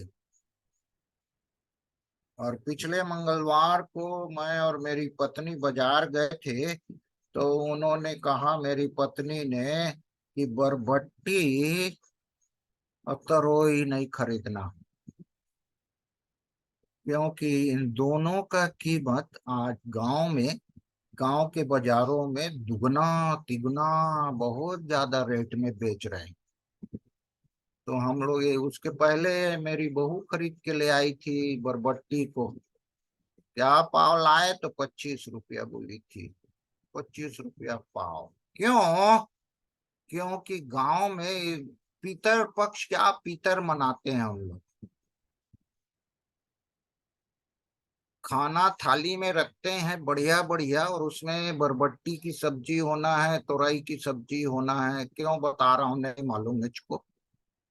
तो उन लोग बता रहे थे कि हम लोग पितर मानते हैं। और हमारा विश्व एक दिन तो बोल रहा है, मेरा साहब, एक बाई बोल रही थी, मेरे पापा एक दिन, कौन सा दिन, डेट बता रही थी कि उस दिन मेरे पापा आते हैं, दूसरे दिन मेरे साहब आते हैं और उसको खाते हैं आके। अब कौन खाता है? मैं बोला, जो मर गया है वो कैसे खाएगा? खैर वो बात नहीं बताऊंगा। यहाँ पितर वर्ड आया है तो मेरे को याद आ गया। वो पितरों का, फिर से पढ़ूंगा उस लाइन को, 7 पद को, हजारों पीढ़ियों तक निरंतर करुणा करने वाला, अधर्म और अपराध और पाप का क्षमा करने वाला है, परंतु दोषी को वह किसी प्रकार निर्दोष न ठहराएगा। न्यायी पिता परमेश्वर है वो हमारा, प्रेमी पिता परमेश्वर है हमारा। अपराध को हमेशा क्षमा करेगा नहीं करेगा, हमेशा एक दिन आएगा वो दंड देगा, जिसके लिए मैं और आप तैयार हुए। वह पितरों के अधर्म का दंड खाने नहीं आएगा, वो परोस के रखते हैं उसको, उनका दंड देगा। पितरों का दंड उनके बेटों वरन पोतों और परपोतों को भी देने वाला है। तो मैं तो दादा दादी, हम लोग दोनों दादा दादी, पोता पोती, नाता नाती नतनीन है। बहुत सतर्क रखने की जरूरत है मेरे को, अपने आप को। कहे मेरा मेरा दंड मेरे इनको ना मिल जाए। बहुत सारे मेरी भतीजी भतीजे, एक बेटा एक बेटी है, उनके बच्चे हैं, प्रभु ने दिया है सबके घर में। बहुत सारे मेरे रिश्तेदार हैं, भैया के, बहन के, और सबके बच्चों के बच्चे हैं। कहीं मेरा पाप अपराध का दंड मेरे नाती पोते पर पोतों, यहाँ लिखता है, उनके बेटों वरन पोतों और पर पोतों को भी देने वाला है। तब मूसा ने तुरंत पृथ्वी की ओर झुककर दंडवत किया। उसके लिए प्रिपेयर्ड है वो, दंडवत किया वो, और उसने कहा, हे प्रभु, यदि तेरे अनुग्रह की दृष्टि मुझ पर हो तो प्रभु हम लोगों के बीच में होकर चले। क्यों चले? ये लोग हठीले तो हैं, तो भी हमारे अधर्म और पाप को क्षमा कर और हमें अपना निज भाग मान के ग्रहण कर। ये निवेदन मूसा कर रहा है। मुझे और आपको भी ऐसे ही निवेदन हमेशा करते रहना चाहिए, प्रार्थना में, दुआ में मांगते रहना चाहिए कि सचमुच में प्रभु जो है हमारे अधर्म का लेखा इनसे ना हो। तो प्रभु सहायता करे हम सबकी, अनुग्रह करें, दया करें प्रभु। आमीन। धन्यवाद भैया सुंदर गवाही के लिए। और सचमुच में परमेश्वर का वचन हम सभी सुनते हैं और उन एक एक वचनों से आशीष प्रभु देता है, तो प्रभु का धन्यवाद करें। लेकिन एक बात तो तय है भैया कि यदि आप इजाजत दे तो एक छोटा सा गीत गाना चाहूंगा क्योंकि मुझे हालांकि गले में तकलीफ है, प्रॉब्लम है, लेकिन परमेश्वर का धन्यवाद, आज जो आप वचन रख रहे थे उसमें एक बात मेरे समझ में आया, और एक गीत हम सब कोई गाते भी हैं, एक दिन हिसाब होगा जरूर सबका। और तब ओके, मैं एक मिनट मैं लूंगा। जी जी जी भैया जी। ये समय पूरा आपका है, भैया कभी और बोलूंगा मत बोलिए। नहीं प्रभु नहीं वो अपॉइंट करता है किस दिन कौन आराधना लेगा और कौन वचन शेयर करेगा, कौन गवाही। मैं तो तैयार ही नहीं था गवाही दूंगा करके, परंतु अचानक आपने वो अनुग्रहकारी दयालु वाला पद पढ़ दिए, तो ये पद को मैं पा गया प्रभु की दया से। तो स्मरण आ गया भाई शेखर का होमवर्क, अब कैसे प्रभु ने उसको जोड़ के आज मेरी सहायता की गवाही में। तो प्रभु का धन्यवाद करता हूँ। और दूसरा एक और विषय रखना चाहता हूँ। कल ही अमन आग्रह कर रहे थे हम सब से कि हम लोग गवाही देते रहते, वचन भी बहुत बहुतायत का बोलते हैं, तो आराधना के रूप में एक आध स्तुति गान होना चाहिए, ऐसा करके अमन सबसे सलाह ले रहा था। अमन को भी बोल रहा था, मैं सलाह नहीं लेना है, जो प्रभु आपके अंदर डालता है इम्प्लीमेंटेड प्रभु की ओर से होता है। तो ये पूरा समय आ, आप लोगों मतलब गीत गा रहे हैं तो सीमा बहन जरूर गाएगी, ऐसा सोच रहा हूँ मैं। तो प्रभु धन्यवाद सहायता करे। आराधना आज शुरू कर दिए हैं, जी। आराधना स्तुति, मगर एक से ज्यादा नहीं, वचन का भाग ज्यादा होना चाहिए ना। हाँ, तो छोटा प्रभु सा हमारी सहायता करे। भैया छोटी सी बात रखते हुए इस बात को रखना चाहूंगा कि जो अभी आप बता रहे थे बहुत सारी बातें, उसमें एक बात तो तय है कि हर एक व्यक्ति का एक दिन हिसाब होगा। सो परमेश्वर सहायता करे कि एक दिन न्याय होगा और न्याय के सामने हम सब होंगे। तो मैं एक दिन मैनोनाइट चर्च में एक वचन रख रहा था, उसमें इस बात को रख रहा था कि हम लोग बड़े बुद्धिमान होते हैं, बुद्धिमान समझते हैं अपने आप को कि हमारे पास बहुत सारे मीडिया के साधन हैं, बहुत सारी चीजें हैं जिसमें हम देखते हैं, लेकिन जो बुद्धि परमेश्वर देता है वो कितना बुद्धिमान होगा जब हम सब बैठेंगे और एक साथ जब उसका वीडियो चलेगा तो सबकी पोल खुल जाएगी, एक एक लोगों की। सो प्रभु सहायता करे कि हम बड़े सतर्क रहें। सो एक गीत है छोटा सा, जल्दी से गा के मैं खत्म करूंगा क्योंकि मेरे आदरणीय भाई लोग सब बैठे हुए हैं। सो और सीमा नहीं है, सीमा एक जगह गई हुई भैया, तो आज वचन रख रही हो एक जगह, दूसरी जगह है। सो प्रभु सहायता करे कि मैं अकेले गा रहा हूँ, हालांकि मेरा गला ठीक नहीं, पर प्रभु की महिमा के लिए।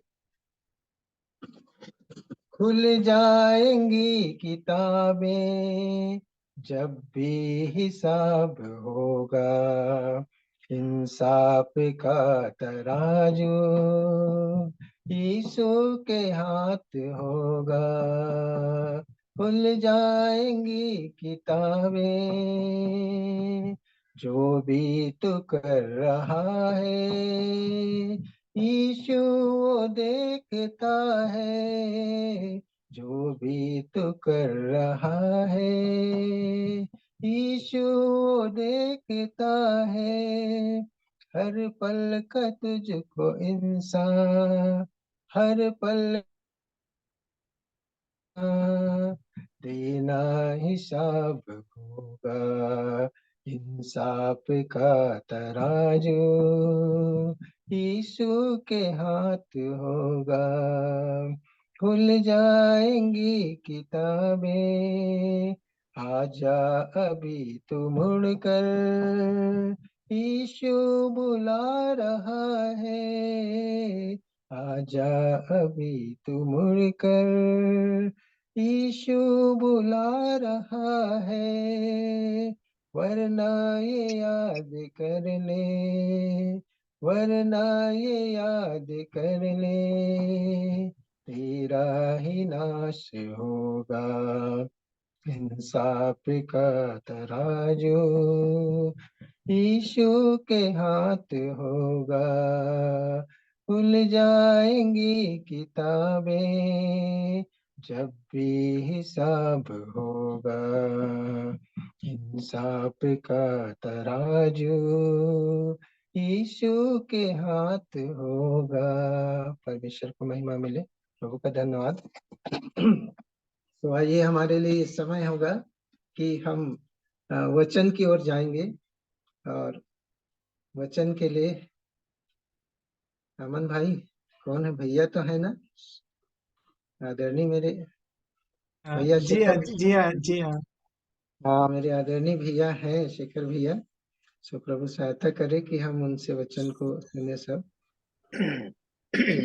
अभी अभी हेमंत भाई ने बोला, आपने ध्यान नहीं किया कि आज वचन का भाग भी आपका है, मेरी तरफ से भी। तो प्लीज जो कुछ है आपके पास, जो शेयर, जो बात प्रभु ने गाई दी है उसको शेयर कर दो आज ही। आज कर क्या एक हमारे भारत देश में बात बोलते हैं ना, आज करे सो क्या, काल करे सो आज कर। आज क्या है मुझे याद नहीं है वो। तो जो बात प्रभु ने दी है उसको आप शेयर करो। This is your time. भैया आप रहते हैं तो मेरी हिम्मत नहीं होती। मैं निकल जाता हूँ। नहीं नहीं भैया, प्लीज। आप चलो, आज आपकी बारी। भैया, कोशिश करता हूँ मैं।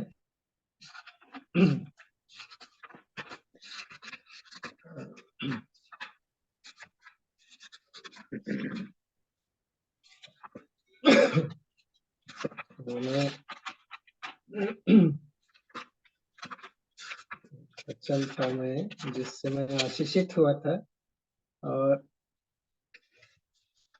प्रभु सहायता करे मेरी भी कि मैं इन बातों को आपके सामने रख सकूं। मेरे आदरणीय भाई लोग जब रहते हैं तो मैं कभी भी नहीं भूला हूं, पर प्रभु का धन्यवाद करता हूं कि इन वचनों के द्वारा प्रभु आशीष हम सभी को देगा। छोटा सा है वचन, और इन वचनों से मैं आशीषित हुआ था।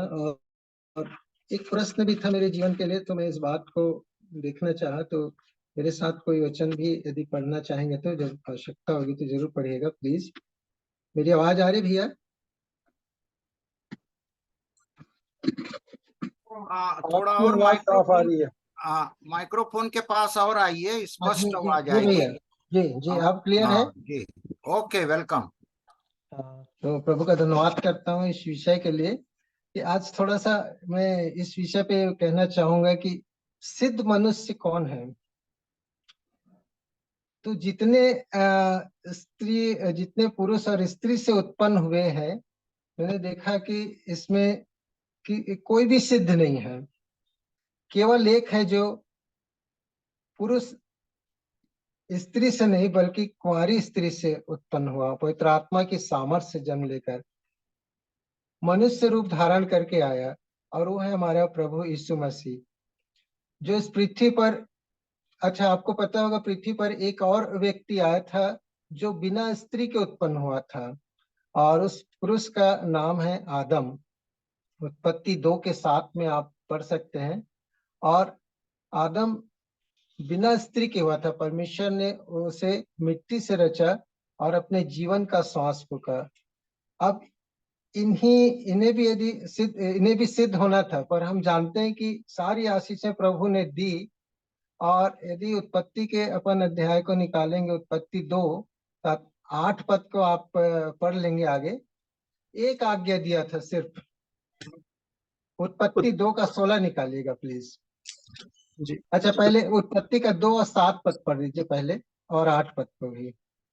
तब यहोवा परमेश्वर ने आदम को भूमि की मिट्टी से रचा और उसके नथनों में जीवन का श्वास फूंक दिया, और आदम जीवित प्राणी बन गया।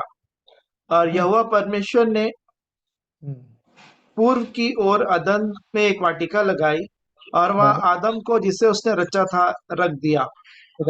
हाँ। और 9 वचन पढ़ूंगे। हाँ, पढ़िए तो। और यहोवा परमेश्वर ने भूमि से सब भांति के वृक्ष जो देखने में मनोहर। नहीं तक था, 8 पद था भाई, ठीक, थैंक यू। सिद्ध होना था, सारी आशीषें दी प्रभु ने, और एक आज्ञा भी दिया था। अब 2 का 16 पद निकालिएगा। जी। और यहोवा परमेश्वर ने आदम को यह आज्ञा दी, तू वाटिका के सब वृक्षों का फल बिना खटके खा सकता है, पर भले या बुरे के ज्ञान का जो वृक्ष है उसका फल तू कभी ना खाना। कभी ना खाना, है ना, नहीं तो उसका परिणाम भी दिया हुआ है। क्या लिखा है? क्योंकि जिस दिन तू उसका फल खाएगा उसी दिन अवश्य मर जाएगा। मर जाएगा। 17 पद भी पढ़ लिए ना? जी हमें जी। तो उसी दिन मर जाएगा, परिणाम भी दे दिया था परमेश्वर के वचन से, हम सब जानते हैं। और बड़ा अच्छा लगता है, कई बार हम भाइयों से सुने इन वचनों को। उत्पत्ति 2 के अब 21 पद में चले, 21 पद से 25 पद तक। तब यहोवा परमेश्वर ने आदम को भारी नींद में डाल दिया, और जब वह सो गया तब उसने उसकी एक पसली निकालकर उसकी जगह मांस भर दिया। और यहोवा परमेश्वर ने उस पसली को जो उसने आदम में से निकाली थी स्त्री बना दिया और उसको आदम के पास ले आया।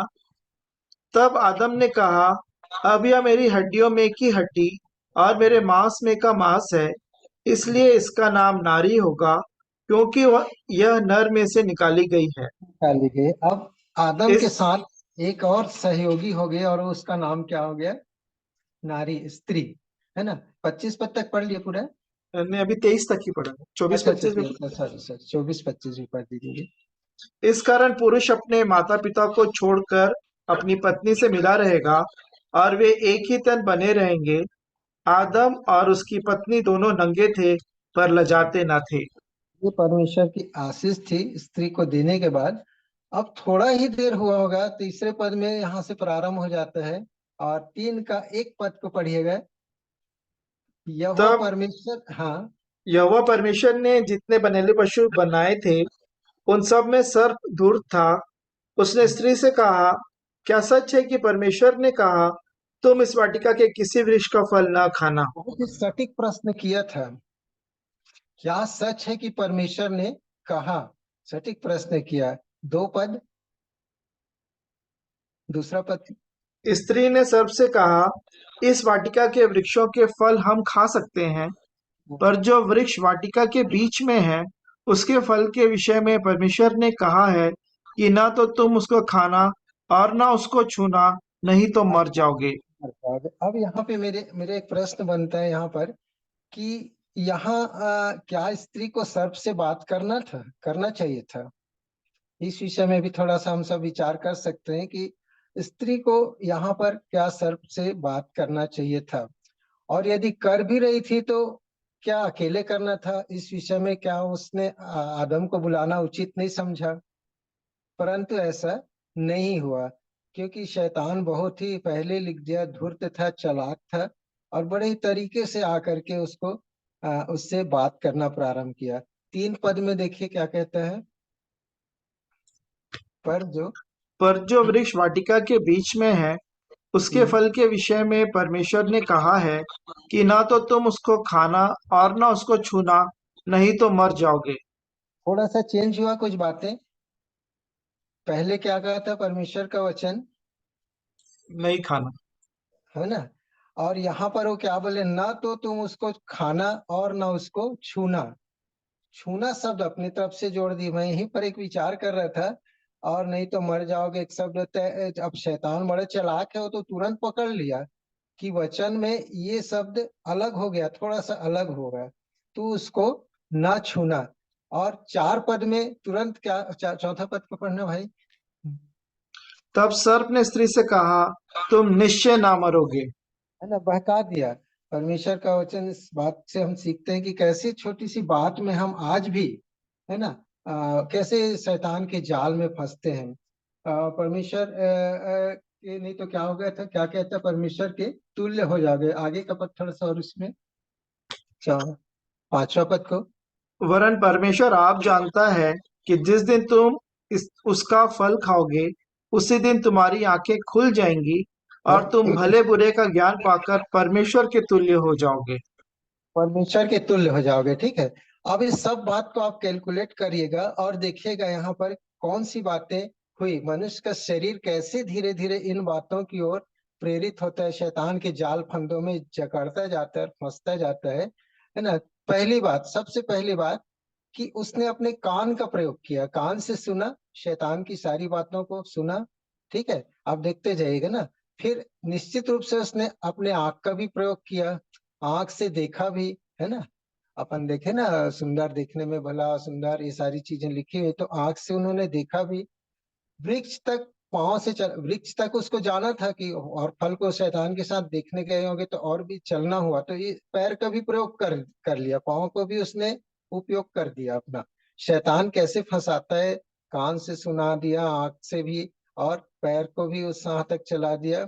और यहाँ तक कि अपन देखते हैं कि हाथ से तोड़ा, हाथ से तोड़ के खाना पड़ा ना उसको, फल को हाथ से तोड़ा लिखा हुआ है।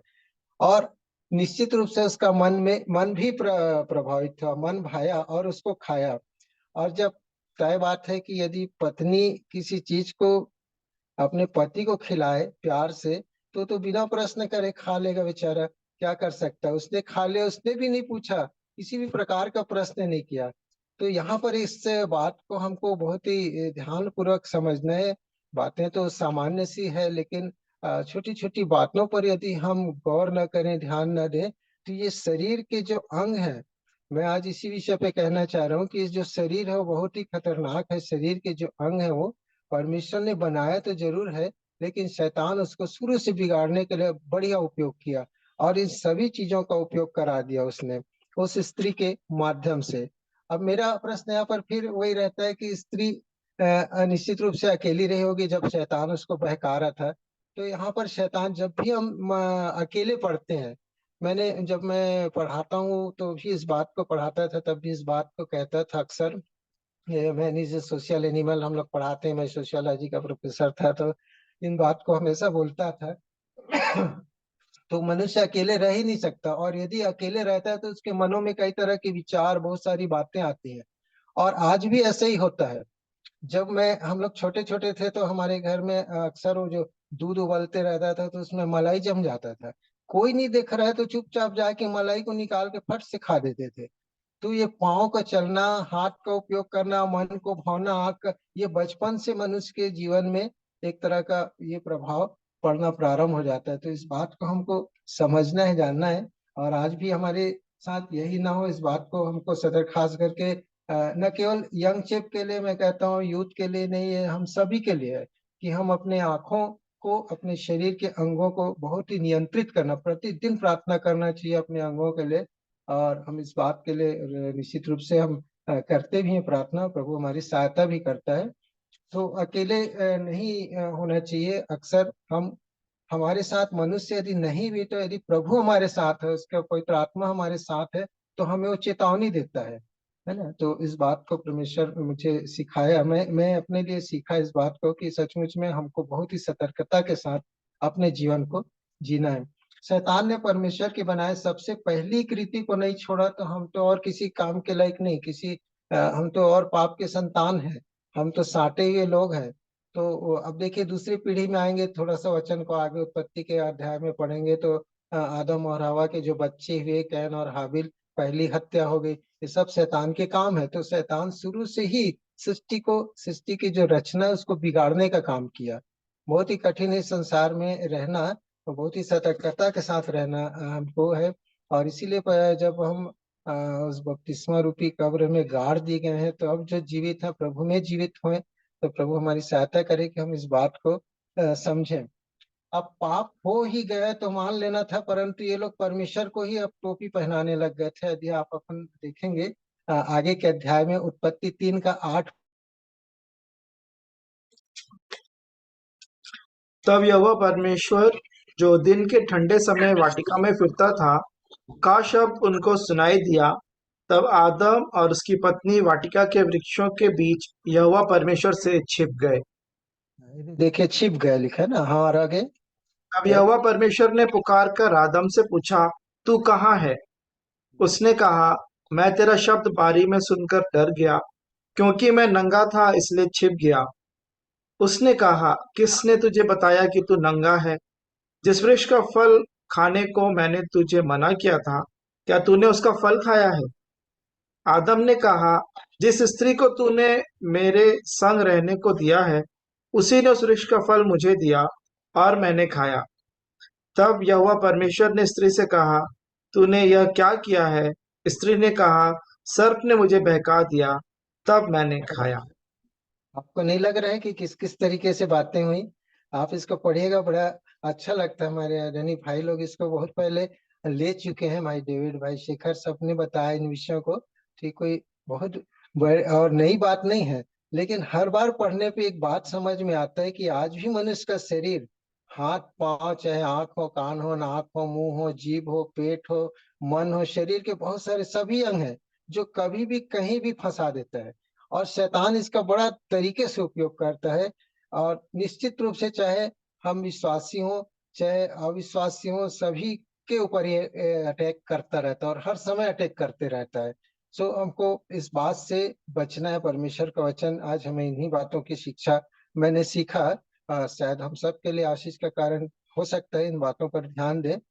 अब इधर दूसरी बात, अपन यीशु के जन्म की यदि अपन बात देखें तो उसने बपतिस्मा लिया। आप जानते हैं प्रभु यीशु मसीह ने बपतिस्मा लिया। मत्ती 4 अपन देखते हैं उसमें एक पद पहला निकालना बेटा। मत्ती बाबा, मत्ती। यीशु की परीक्षा लेने यहाँ प्रारंभ किया शैतान। देखिए, पहले मैं बताना फिर से चाह रहा हूँ कि वहां पर आदम को और हवा को शैतान बहका दिया, है ना। कैन और हाबिल में भी शैतान खूब टला दिया और जो भी परिस्थितियां आई। तो आज भी हमारे जीवन में हम इस बात को सीखते हैं कि आज भी हमारे जीवन में प्रभु सहायता करे कि हम उसके साथ चले, शैतान के बहकावे में ना है। तब ये बात कैसे प्रभु यीशु मसीह जो मनुष्य रूप धारण करके मानवीय स्वभाव को अपने ऊपर लेकर के जब वो इस सृष्टि पर आया, तो उसकी भी तो परीक्षा हुई। तो देखिए, उसने कहा जैसा जैसा वचन में लिखा है वैसे ही क्या। 4 का 1 पद पढ़ना बाबा। तब आत्मा यीशु को जंगल में ले गया ताकि इब्लिस से उसकी परीक्षा हो। हाँ। वह 40 दिन और 40 रात निराहार रहा। तब उसे भूख लगी। तब यीशु ने परखने वही वाले वही बातें कही। हाँ, वही बातें कि 4 पद को पढ़िएगा। यीशु ने उत्तर दिया, लिखा है, मनुष्य केवल रोटी ही से नहीं। गौर कीजिएगा थोड़ा सा। लिखा है करके चैलेंज किया परमेश्वर का वचन, है ना। और उसने उस बात को कोट किया।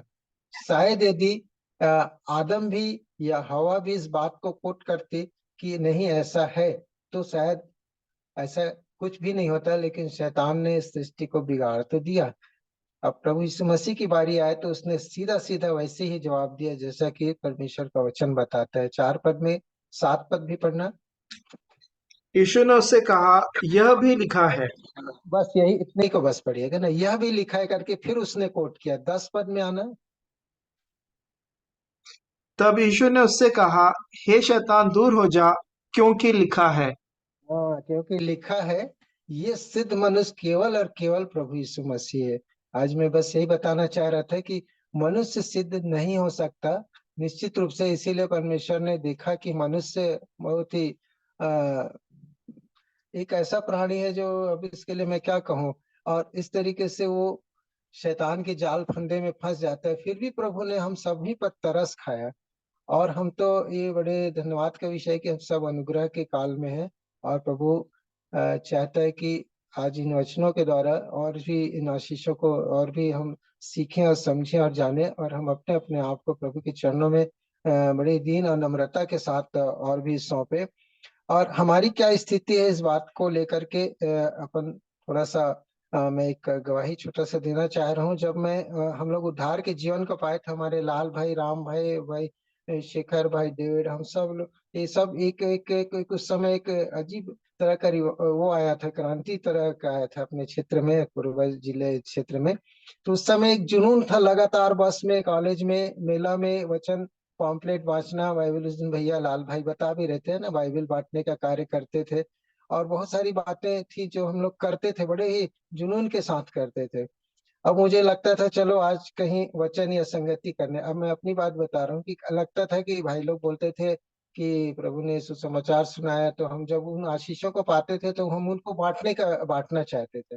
अब इस सिलसिले में उसी समय तरह तरह की बातें आप देखेंगे, जब आप किसी के घर जाते हैं वचन रखने, तो एक सामान्य सा बैठक होता है, फिर वो किसी की बातें निकल जाती है, फिर वो बुराई की बातें, तरह तरह की बातें, किसी का मूल्यांकन, फिर कुछ कहना ही पड़ जाता है। कुछ ऐसी ऐसी बातें लोग रखते हैं, चालू कर देते हैं, जिससे वचन की बात तो दूर, कई घरों में ऐसी स्थिति आ जाती है हमारे मसीह भाई बहनों के बीच में भी, कि जब हम इस विषय को लेकर गए रहते हैं कि चलो कहीं बात करेंगे वचन का, तो बजाय वचन की बात करने के वो कई कई तरह की ऐसी ऐसी बातें निकाल देते हैं जिससे उसमें फंसा देते हैं। तो ये शैतान का ही काम है, चाल है, क्योंकि बड़ी धूर्तता के साथ वो बीच में आके बैठ गया रहता है, ले कैसे सुनाएगा वचन, अब मैं हूँ इधर। तो इस तरीके से जो बातें होती है, और वहीं से वचन की बातें प्रारंभ भी होता है। उन्हीं उसी बीच से मैंने डेविड भाई से सीखा कि आप कुछ बताते हैं और वहीं से वो बातों को, भाई शेखर के द्वारा इन बातों को हम लोगों ने सीखा था। सो प्रभु सहायता करे कि हम कहीं जाए तो कैसा वचन और किस तरीके का वचन रख रहे हैं, इस बात पर भी हमको ध्यान देना पड़ता है। और लोग वचन पर भी उतना ही ज्ञानी बनकर कहते हैं कि हम तो प्रतिदिन प्रार्थना करते हैं, वचन भी पढ़ते हैं। बहुत से लोगों का जीवन मैंने देखा है, और कहीं कहीं ठोकर भी का कारण हुआ मेरे लिए भी, और लोगों के लिए भी, एक दूसरे के लिए ठोकर का कारण हो जाता है कई बार। और उसके बावजूद भी बड़े दमखम के साथ इस बात का दावा करते हैं कि हम तो प्रतिदिन प्रार्थना करते हैं भैया, हम तो वचन भी पढ़ते हैं। परंतु बात करने से पता लगता है, वास्तव में देखिए, उद्धार पाए हुए और उद्धार नहीं पाए हुए लोग यहाँ उद्धार भी दो तरह का दिखता है। एक तो दो तरह का मुझे ऐसा लगता है कि इस तरीके से भी लोग होते हैं क्या। एक तो सच्चाई से सही में मारा जाना, गाड़ा जाना और जी उठना है कि नहीं, ये गवाही जीवन में है कि नहीं। मुझे पता है मेरे जीवन में नहीं था पहले, लेकिन प्रभु का धन्यवाद हो, जब भाई लोगों का एक चला था इस क्षेत्र में, उस दौरान हम लोगों ने भी संगति प्राप्त किया। और प्रभु का धन्यवाद करता हूँ कि उन वचनों के द्वारा आशीषित हुए, और फिर से एक बार अपने आप के जीवन का मूल्यांकन करने का अवसर मिला, और प्रभु के उस आशीष को हम लोगों ने भी ग्रहण किया। नहीं तो ऊपर ऊपर तैरने वाले बहुत हमको दिखाई जरूर देते हैं। देखिए, जब आप कहीं वचन की संगति में या कोई परिवार में जाते हैं, तो स्वाभाविक रूप से कहीं ना कहीं ऐसी बुराई की बातें अक्सर निकल जाती, व्यर्थ बातें। मैं जानता हूँ कि हमारे आदरणीय भाई लोग जहाँ भी बैठते हैं सीधा वचन की बात करते हैं, तो इसके सामने तो कोई नहीं टिकता। लेकिन हम जैसे लोगों के साथ अक्सर ऐसे ही हो जाता है, आओ आओ भाई बैठो, और क्या हाल चाल है, और इधर उधर की बातें, चाय पी लो फिर बात करेंगे, अरे इस बात ठीक है ना, बाइबिल की बातें कर लेंगे। तो कुछ इस तरीके से बातों में, और उनके साथ कई बार हमको हाँ में हाँ मिलाना पड़ जाता है, उनके साथ सिर हिलाना पड़ जाता है, हाँ हाँ ठीक है ठीक है। अरेंज प्रोग्राम में ऐसा नहीं होता, लेकिन कहीं किसी के यहाँ जाओ तो अक्सर ऐसी बातें हो जाती है। आप लोग भी इस बात के का अनुभव होगा। तब मेरे आत्मिक जीवन पर भी थोड़ा सा प्रभाव पड़ा है। कई बार तो हमारे एक दो आदरणीय लोग बोले, अरे छोड़ो ना, कहाँ जाते हो इधर उधर, बुराई ही मिलेगा और कुछ नहीं है, अपने जीवन को और भी तब मुझे लगा कि हाँ, सही भी बात है, कहीं जाना सही है कि नहीं है, लेकिन परमेश्वर का वचन है, उन आशीषों को फैलाना तो पड़ेगा ही। तो कई बार उद्धार पाए हुए लोगों से भी बहुत बार ऐसी स्थिति आई कि उन बुराइयों को सुने, और अच्छे अच्छे पास्टर पादरी और जो बड़े बड़े पदाधिकारी रहे हम लोगों के घर में, चूंकि अड्डा रहता था, हमारे पापा बहुत ही बिजी सीएमसी के बड़े बड़े पदों पर रहे हैं, तो बहुत से लोगों का आना जाना रहता था। उनका जब बात सुनता था तो ऐसा लगे कि अरे बाप रे, लड़ाई झगड़ा हो रही क्या, मेरे को कई बार निकल जाना पड़ता था घर, मतलब उनके पास, अरे क्या हो गया, कुछ झगड़ा वगड़ा हो गया क्या करके। मतलब बातें ऐसी ऐसी होती थी कि मैं सुनकर दंग रह जाता था। सो मैंने ये सोचा, मेरे एक दिन पढ़ रहा था भजन संहिता एक का एक अध्याय, एक और दो पद, क्या ही धन्य वो पुरुष जो दुष्टों की युक्ति पर नहीं चलता, नहीं चलता, और न पापियों के मार्ग में खड़ा होता, और न ठट्ठा करने वालों की मंडली में बैठता। अब मेरे दिमाग में बात आया, न चलना है, न खड़ा होना, न बैठना है, तो क्यों जाऊं, सोचा फिर मैं कहीं। तो ये भी एक बात आई मेरे जीवन में। तो मैं कहीं जाने से पहले अपने आप को चेक करना प्रारंभ किया, क्योंकि शरीर के अंग भी कठिनाइयों में डाल देते हैं। अब जरा सा नीति वचन आ जाना, अमन, नीति वचन में आइएगा। अब यहाँ तो हमको इस शरीर के अंगों के साथ ही चलना है, तो आज मैं इसी विषय पे ही मेरा फोकस था, और वो विषय था, तो नीति वचन 6 का 16 पद। 6 वस्तुओं से यहोवा बैर रखता है, वरन एक- 7 हैं जिनसे उसको घृणा है, हाँ, अर्थात वरन, हम्म घमंड से चढ़ी हुई आंखें, अब झूठ देखिएगा बोलने वाली शरीर की, जीभ, आप जोड़ते जाइएगा ना, जैसे जैसे भाई पढ़ते जा रहे हैं अपने उन अंगों को भी जोड़ते जाइए। हाँ, फिर से झूठ पढ़ना बाबा, बोलने वाली 17। जीभ, हाँ, अर्थात घमंड से चढ़ी हुई आंखें, आंखें, झूठ बोलने वाली जीभ जीभ, और निर्दोष का लहू बहाने वाले हाथ, हाथ, अनर्थ कल्पना गढ़ने वाला मन, मन भी का विषय का, मन को भी दिया है बाइबल में। हाँ, और बुराई करने को वेग दौड़ने वाले पांव, हाँ, देख लीजिए 19 पद। झूठ बोलने वाला साक्षी, हाँ, और भाइयों के बीच में झगड़ा उत्पन्न करने वाला मनुष्य। है ना। तो ये मनुष्य, पूरा का पूरा मनुष्य कह लीजिए, कोई अंग बचा हो तो देख लीजिए कहीं पर। सारे शरीर के अंगों में ये चीजें नीति वचन कह रहा है, और इसलिए बहुत ही सतर्कता के साथ आज बहुत ही ज्यादा आवश्यकता होगी, क्योंकि हमारे पास बहुत सारी ऐसी मीडिया की चीजें हैं जिसको हम जैसे ही खोलते हैं, कई कई चीजें, व्यर्थ चीजें आने लग जाती हैं, लेकिन बहुत से लोग इसमें फंस जाते हैं। इसलिए प्रभु सहायता करे कि हम सबको इन बातों को ध्यान में रखना है। वे देखिए, व्यभिचार के प्रति भी कह रहा, मत्ती 5 निकालना बाबा प्लीज।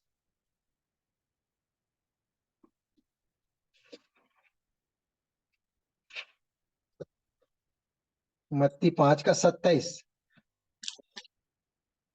तुम सुन चुके हो कि कहा गया था, व्यभिचार ना करना, हाँ, परंतु मैं तुमसे यह कहता हूँ कि जो कोई किसी स्त्री पर कुदृष्टि डाले, वह अपने कुदृष्टि, मन हाँ, वह अपने मन में उससे व्यभिचार कर चुका। तो देख लीजिए आंख और मन, इसका एक अंदरूनी टैली हो जाता है एक दूसरे के साथ, और ये कहीं ना कहीं हमको उस व्यर्थ चीजों में डाल देता है ना। फिर भी हम कहते हैं हम तो विचार नहीं किए हैं, लेकिन यहाँ तो परमेश्वर का वचन पकड़ दिया।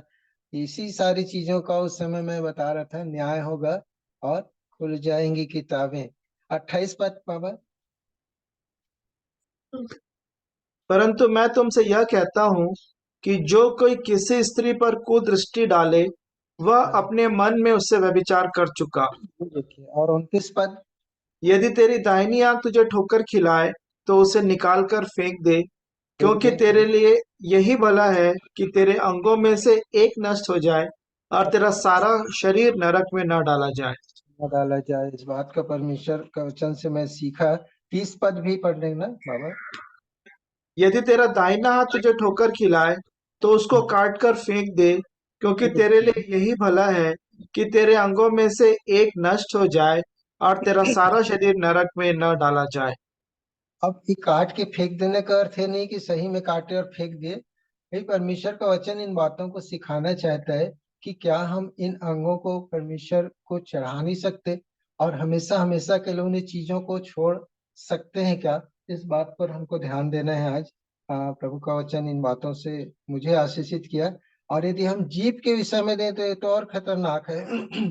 याकूब निकाल लेंगे,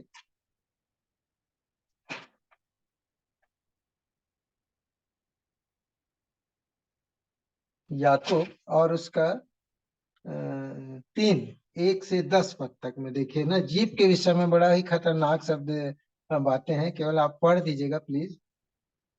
हे मेरे भाइयों, तुम में से बहुत उपदेशक ना बने, क्योंकि जानते हो कि हम उपदेशक और भी दोषी ठहरेंगे।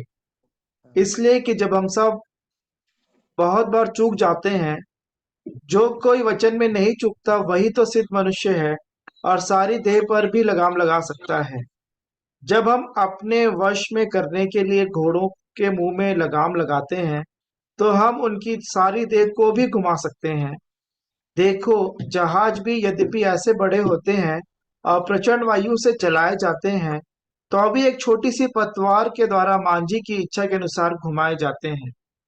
वैसे ही जीभ भी एक छोटा सा अंग है और वह बड़ी बड़ी डींगे मारती है। देखो, थोड़ी सी आग से कितने बड़े वन में आग लग जाती है। जीभ भी एक आग है। जीभ हमारे अंगों में अधर्म का एक लोक है और सारी देह पर कलंक लगाती है और जीवन गति में आग लगा देती है और नरक कुंड की आग से जलती रहती है। क्योंकि हर एक प्रकार के वन पशु, पक्षी और रेंगने वाले जंतु और जलचर तो मनुष्य जाति के वश में हो सकते हैं और हो भी गए हैं, पर जीभ को मनुष्यों में से कोई वश में नहीं कर सकता। वह एक ऐसी बला है जो कभी रुकती ही नहीं। वह प्राण नाशक विष से भरी हुई है।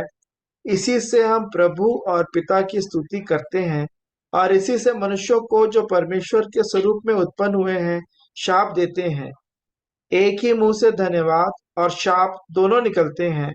हे मेरे भाइयों, ऐसा नहीं होना चाहिए। ऐसा होना चाहिए कि नहीं होना चाहिए? ऐसा तो नहीं होना प्रभु, चाहिए। नहीं होना चाहिए। ये जीव के विषय से बहुत ही खतरनाक और भयंकर बात है। इन विषयों पे परमेश्वर हमें सिखाना चाह रहे हैं कि बचे इन बातों से। बस यही बात मैं आपको कहना चाह रहा था। और एक सावधान रहने के लिए एक परमेश्वर का वचन और आगाह किया मुझे। व्यवस्था विवरण, बाबा अमन। जी हेलो। जी जी भैया। हाँ अमन भाई, व्यवस्था विवरण 8 का 8 निकालेंगे और उसका जी। 11 से 20 पद तक। बहुत ही प्यारा वचन है। मैं थोड़ा सा आपके सामने इसको रखना चाह रहा हूँ। व्यवस्था विवरण 8:11 से 20 तक। जी जी। इसलिए सावधान रहना, कहीं ऐसा न हो कि अपने परमेश्वर यहोवा को भूलकर उसकी जो जो आज्ञा, नियम और विधि में आज तुझे सुनाता हूँ, उनका मानना छोड़ दे। ऐसा न हो कि जब तू खाकर तृप्त हो और अच्छे अच्छे घर बनाकर उनमें रहने लगे और तेरी गाय बैलों और भेड़ बकरियों की बढ़ती हो और तेरा सोना चांदी और तेरा सब प्रकार का धन बढ़ जाए, तब तेरे मन में अहंकार समा जाए और तू अपने परमेश्वर यहोवा को भूल जाए, जो तुझको दासत्व के घर अर्थात मिस्र देश से निकाल लाया है और उस बड़े और भयानक जंगल में से ले आया है, जहाँ तेज विष वाले सर्प और बिच्छू हैं। और जल रहित सूखे देश में उसने तेरे लिए चकमक की चट्टान से जल निकाला और तुझे जंगल में मन्ना खिलाया, जिसे तुम्हारे पुरखा जानते भी न थे, इसलिए कि वह तुझे नम्र बनाए और तेरी परीक्षा करके अंत में तेरा भला ही करे। और कहीं ऐसा न हो कि तू सोचने लगे कि यह संपत्ति मेरे ही सामर्थ और मेरे ही भुजबल से मुझे प्राप्त हुई, परंतु तू अपने परमेश्वर यहोवा को स्मरण रखना, क्योंकि वही है जो तुझे संपत्ति प्राप्त करने की सामर्थ इसलिए देता है कि जो वाचा उसने तेरे पूर्वजों से शपथ खाकर बांधी थी, उसको पूरा करे, जैसा आज प्रकट है। यदि तू अपने परमेश्वर यहोवा को भूलकर दूसरे देवताओं के पीछे हो लेगा और उनकी उपासना और उनको दंडवत करेगा, तो मैं आज तुमको चिता देता हूँ कि तुम निसंदेह नष्ट हो जाओगे। जिन जातियों को यहोवा तुम्हारे सम्मुख से नष्ट करने पर है, उन्हीं के समान तुम भी अपने परमेश्वर यहोवा का वचन न मानने के कारण नष्ट हो जाओगे। तो परमेश्वर यहाँ पे ये बात को चेतावनी के रूप में दिखाया और हम लोगों ने इसको सुना। और प्रभु चाहता है कि हम नम्र बने और भी नम्रता हमारे जीवन में आए, क्योंकि वो हमारे जीवन के लिए भला ही करना चाहता है और नहीं चाहता है कि जीवन नष्ट हो। तो प्रभु हमारी सहायता करे इन बातों को और भी हम सीखें और जाने। और ये स्थिति शरीर की है, मेरी है, हमारी है, पर प्रभु का धन्यवाद। उसका वचन हमें बहुत ढाढ़स देता है, बहुत ही आनंद करने का विषय है हमारा परमेश्वर का वचन, जो हमसे बोलता और बातचीत करता है। एक दो अध्याय और पढ़ाऊंगा, यदि समय है ना भाई। अभी थोड़ा थोड़ा समय है जी हाँ, अमन। जी हाँ भैया, है बिल्कुल। फिलिप्पी 2 का 5 पद निकालना बाबा प्लीज। फिलिप्पी 2 फिलिप्पी 2 अध्याय 5वां वचन। 5 जैसा से मसीह यीशु का स्वभाव था, वैसा ही 5 तुम्हारा भी 11 पद स्वभाव। तक ना, 11 पद तक पूरा। हाँ, 5 से 11।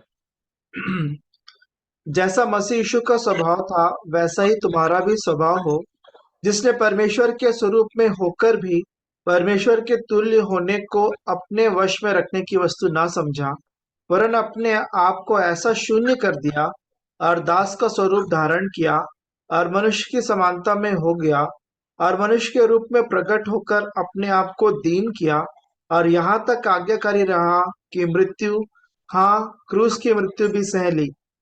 इस कारण परमेश्वर ने उसको अति महान भी किया और उसको वह नाम दिया जो सब नामों में श्रेष्ठ है, कि जो स्वर्ग में और पृथ्वी पर और पृथ्वी के नीचे हैं, वे सब यीशु के नाम पर घुटना टेकें और परमेश्वर पिता की महिमा के लिए हर एक जीव अंगीकार कर ले कि यीशु मसीह ही प्रभु है।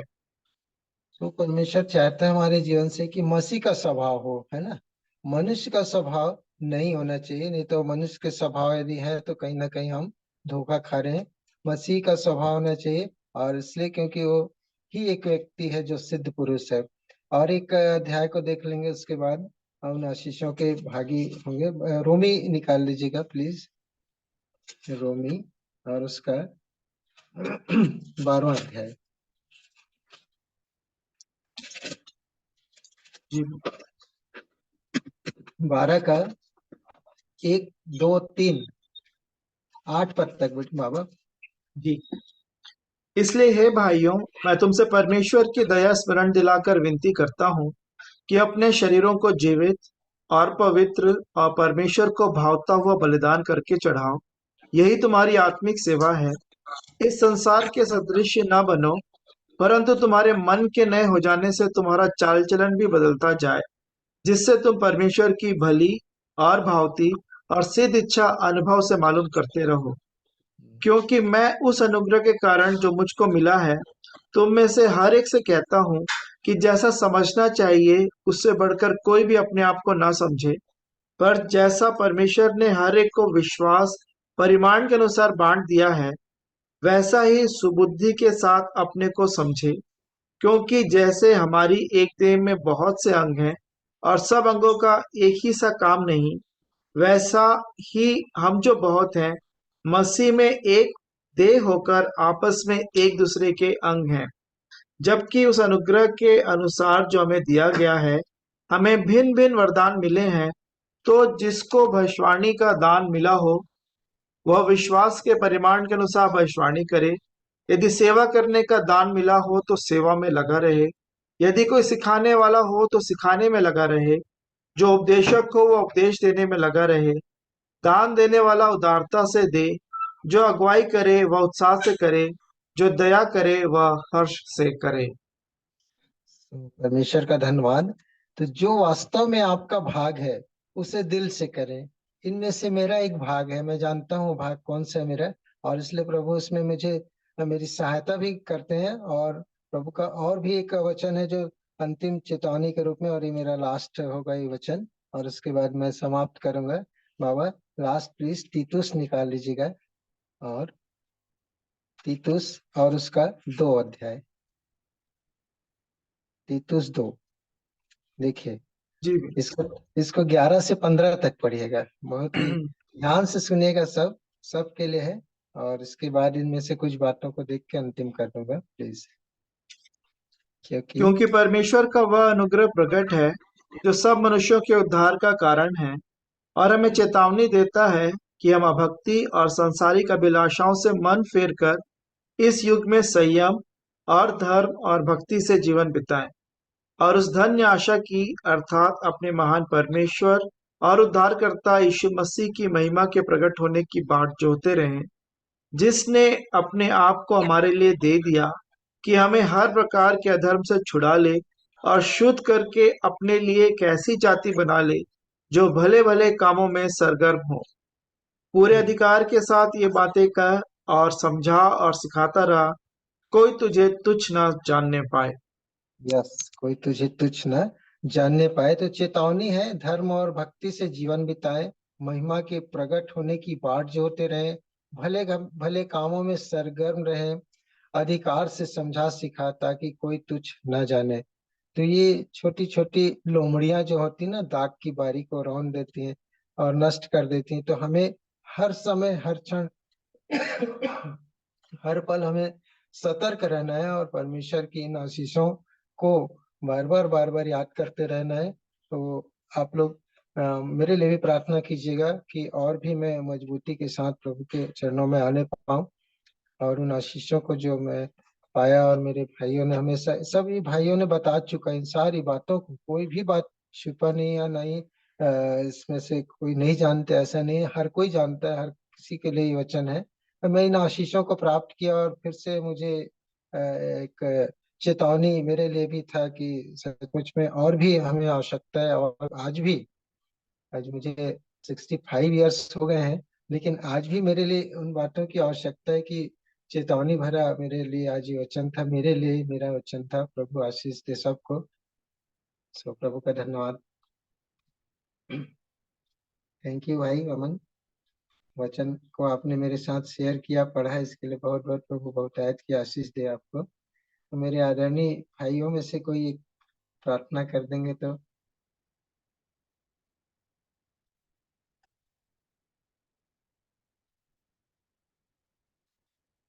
या किसी को कुछ बोलना हो तो बोल सकते हैं मेरे आदरणीय युवों में से।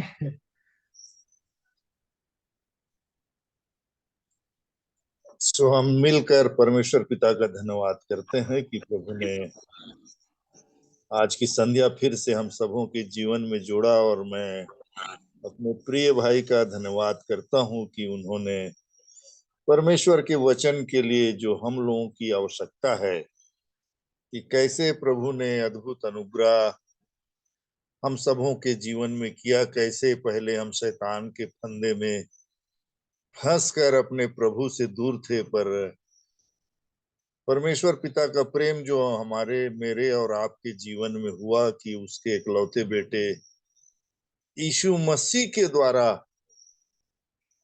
मैं और आप इस जीवन को जान सके। और जब इस जीवन को जान गए हैं तो कैसे सतर्कता से हमें जीवन जीना है, और क्या जो सेवा प्रभु ने हमें सौंपी है,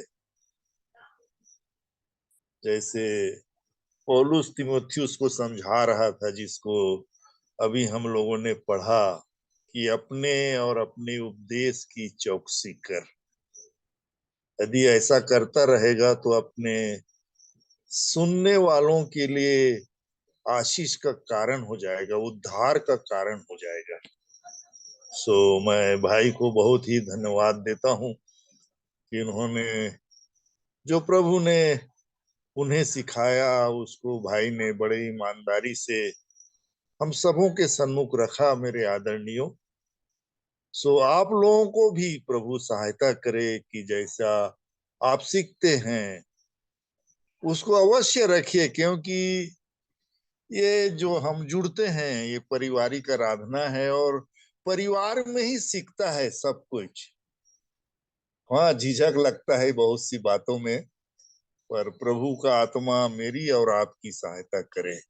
सो आइए हम प्रार्थना में जाएंगे, प्रार्थना करेंगे, परमेश्वर पिता को धन्यवाद देंगे कि वो प्रभु ने फिर आज मेरे और आपके जीवन में अनुग्रह किया और इन अद्भुत वचनों को जो हमारे मार्ग के लिए दीपक है, पथ के लिए उजाला है, उसे प्रस्तुत किया। सो आइए प्रार्थना में जाएंगे। हमसे प्रेम करने वाले पवित्र पिताजी, बड़े धन्यवाद के साथ उद्धार करते यीशु मसीह में आज की संध्या आपके अनुग्रह के सिंहासन के तले आते हैं। आपकी करुणा के लिए, तरस भरी दृष्टि के लिए, आपकी अनुग्रह के लिए, इन नथनों की श्वास के लिए हर एक आशीषों के लिए जो आपने हम सबों के जीवन में किया, धन्यवाद करते हैं। हमें ऐसा मन देते हैं प्यारे प्रभु जी की इस ठहराए हुए समय में हम एकत्र होकर, जैसे भी हमारी दशा है,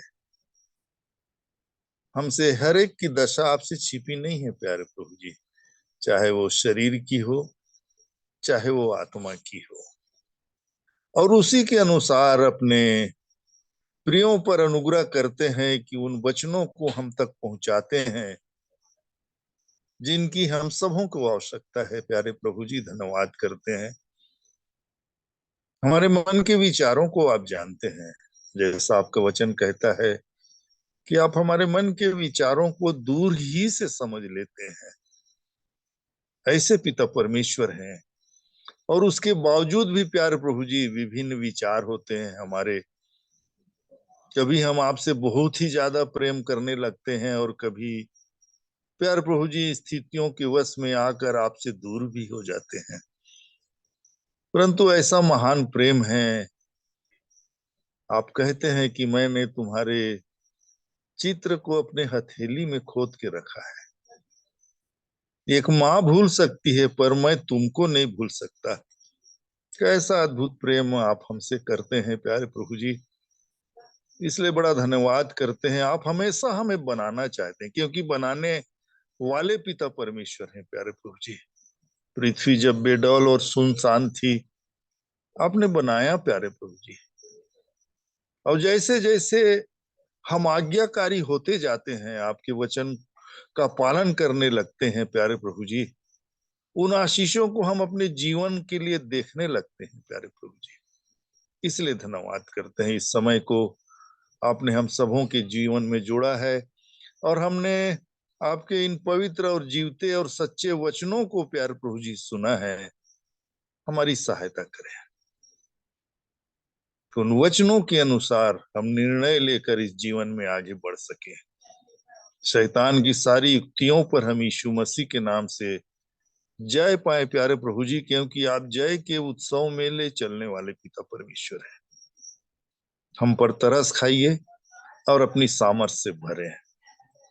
इस रात्रि में भी आप हमारे अगुआ रक्षकों में है, अपने हर एक प्रियों को जीवन को आपके धर्म में और सामर्थी हाथ के नीचे समर्पित करता हूँ। आपकी भली और सीधी इच्छा हम सबों के जीवन में पूर्ण हो।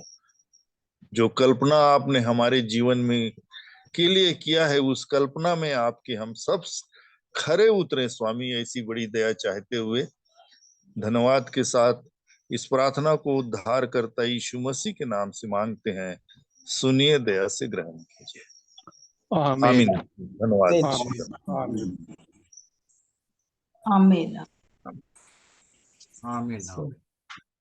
परमेश्वर पिता का धन्यवाद करते हैं इस समय के लिए, इस संगति के लिए। प्रभु के दया अनुग्रह में हर एक बातें होने पाई, और आशुतोष जी का बहुत बहुत धन्यवाद, शुरू से लेकर अंत तक संचालन करने में, प्रार्थना के समय में, गवाहियों में, हर एक बातों में, और वचन के भाग में खास तौर पर अगुवाई करने में हम उनका धन्यवाद देते हैं। परमेश्वर पिता का भी धन्यवाद हर एक जनों के लिए, आप सबों के लिए जो आप जुड़ सके हैं।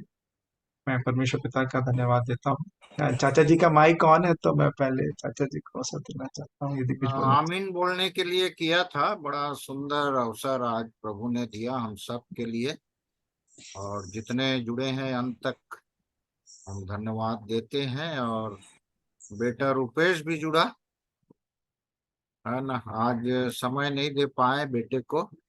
प्रभु चाहेगा तो जो भी समय निर्धारित होगा बेटे के द्वारा भी हम परमेश्वर के वचन को सुनेंगे। तो हम सब मिलकर पिता परमेश्वर का और अपने प्रिय भाई आशुतोष लाल का धन्यवाद करते हैं।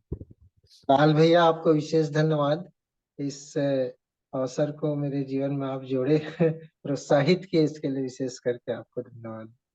गॉडली अरेंजमेंट है ये, हेमंत भाई का नहीं है, गॉडली अरेंजमेंट। जी जी जी जी जी भैया। और मैं एक वाक्य और बोलूंगा, जिन जिन वचनों के द्वारा आप कंक्लूजन कर रहे थे ना, मैं खोल के बैठा था।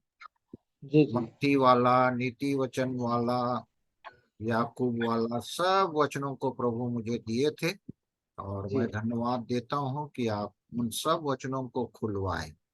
और रूपेश को जब पहली बार मौका मिला था ना, अद्भुत रूप से आंख के बारे में उनका विषय था आंख, जी जी जी क्योंकि शैतान आंख को पहले इस्तेमाल करता है ना। जी उत्पत्ति जो आप शुरू किए, आंख, नीति वचन, आंख घमंड से चढ़ी हुई आंखें, आंखें घमंड से कैसे चढ़ती है। हाँ, तो आंख और मन, पहले आंख फिर अंदर मन, फिर तीसरा है वचन। बोलना शुरू कर देते हैं उन्हीं बातों को। तो प्रभु हम सब की सहायता करे, प्रभु को महिमा मिले सब बातों में। हम कल फिर प्रभु के दया अनुग्रह में हम जुड़ेंगे और 7 बजे से प्रार्थना का समय है, 7:30 से संगति का। आप सभी आमंत्रित हैं, दूसरों को भी आप आमंत्रित कर सकते हैं ताकि वे भी आशीषित हो हमारे साथ साथ, और हम आत्मिक उन्नति करते जाएं और प्रभु को महिमा दें। और प्रभु के जैसा आगमन निकट है, परिस्थितियां हम देख रहे हैं, सो प्रभु हम सबकी सहायता करें कि उस तैयारी में हम सब पाए जाएं, तैयार रहें। सो सभी को धन्यवाद। Good night, shalom. Good night, shalom. Shalom, good night everybody. Good night, shalom भैया, shalom. Hello, good night. Good day to sister Samiksha. Hello.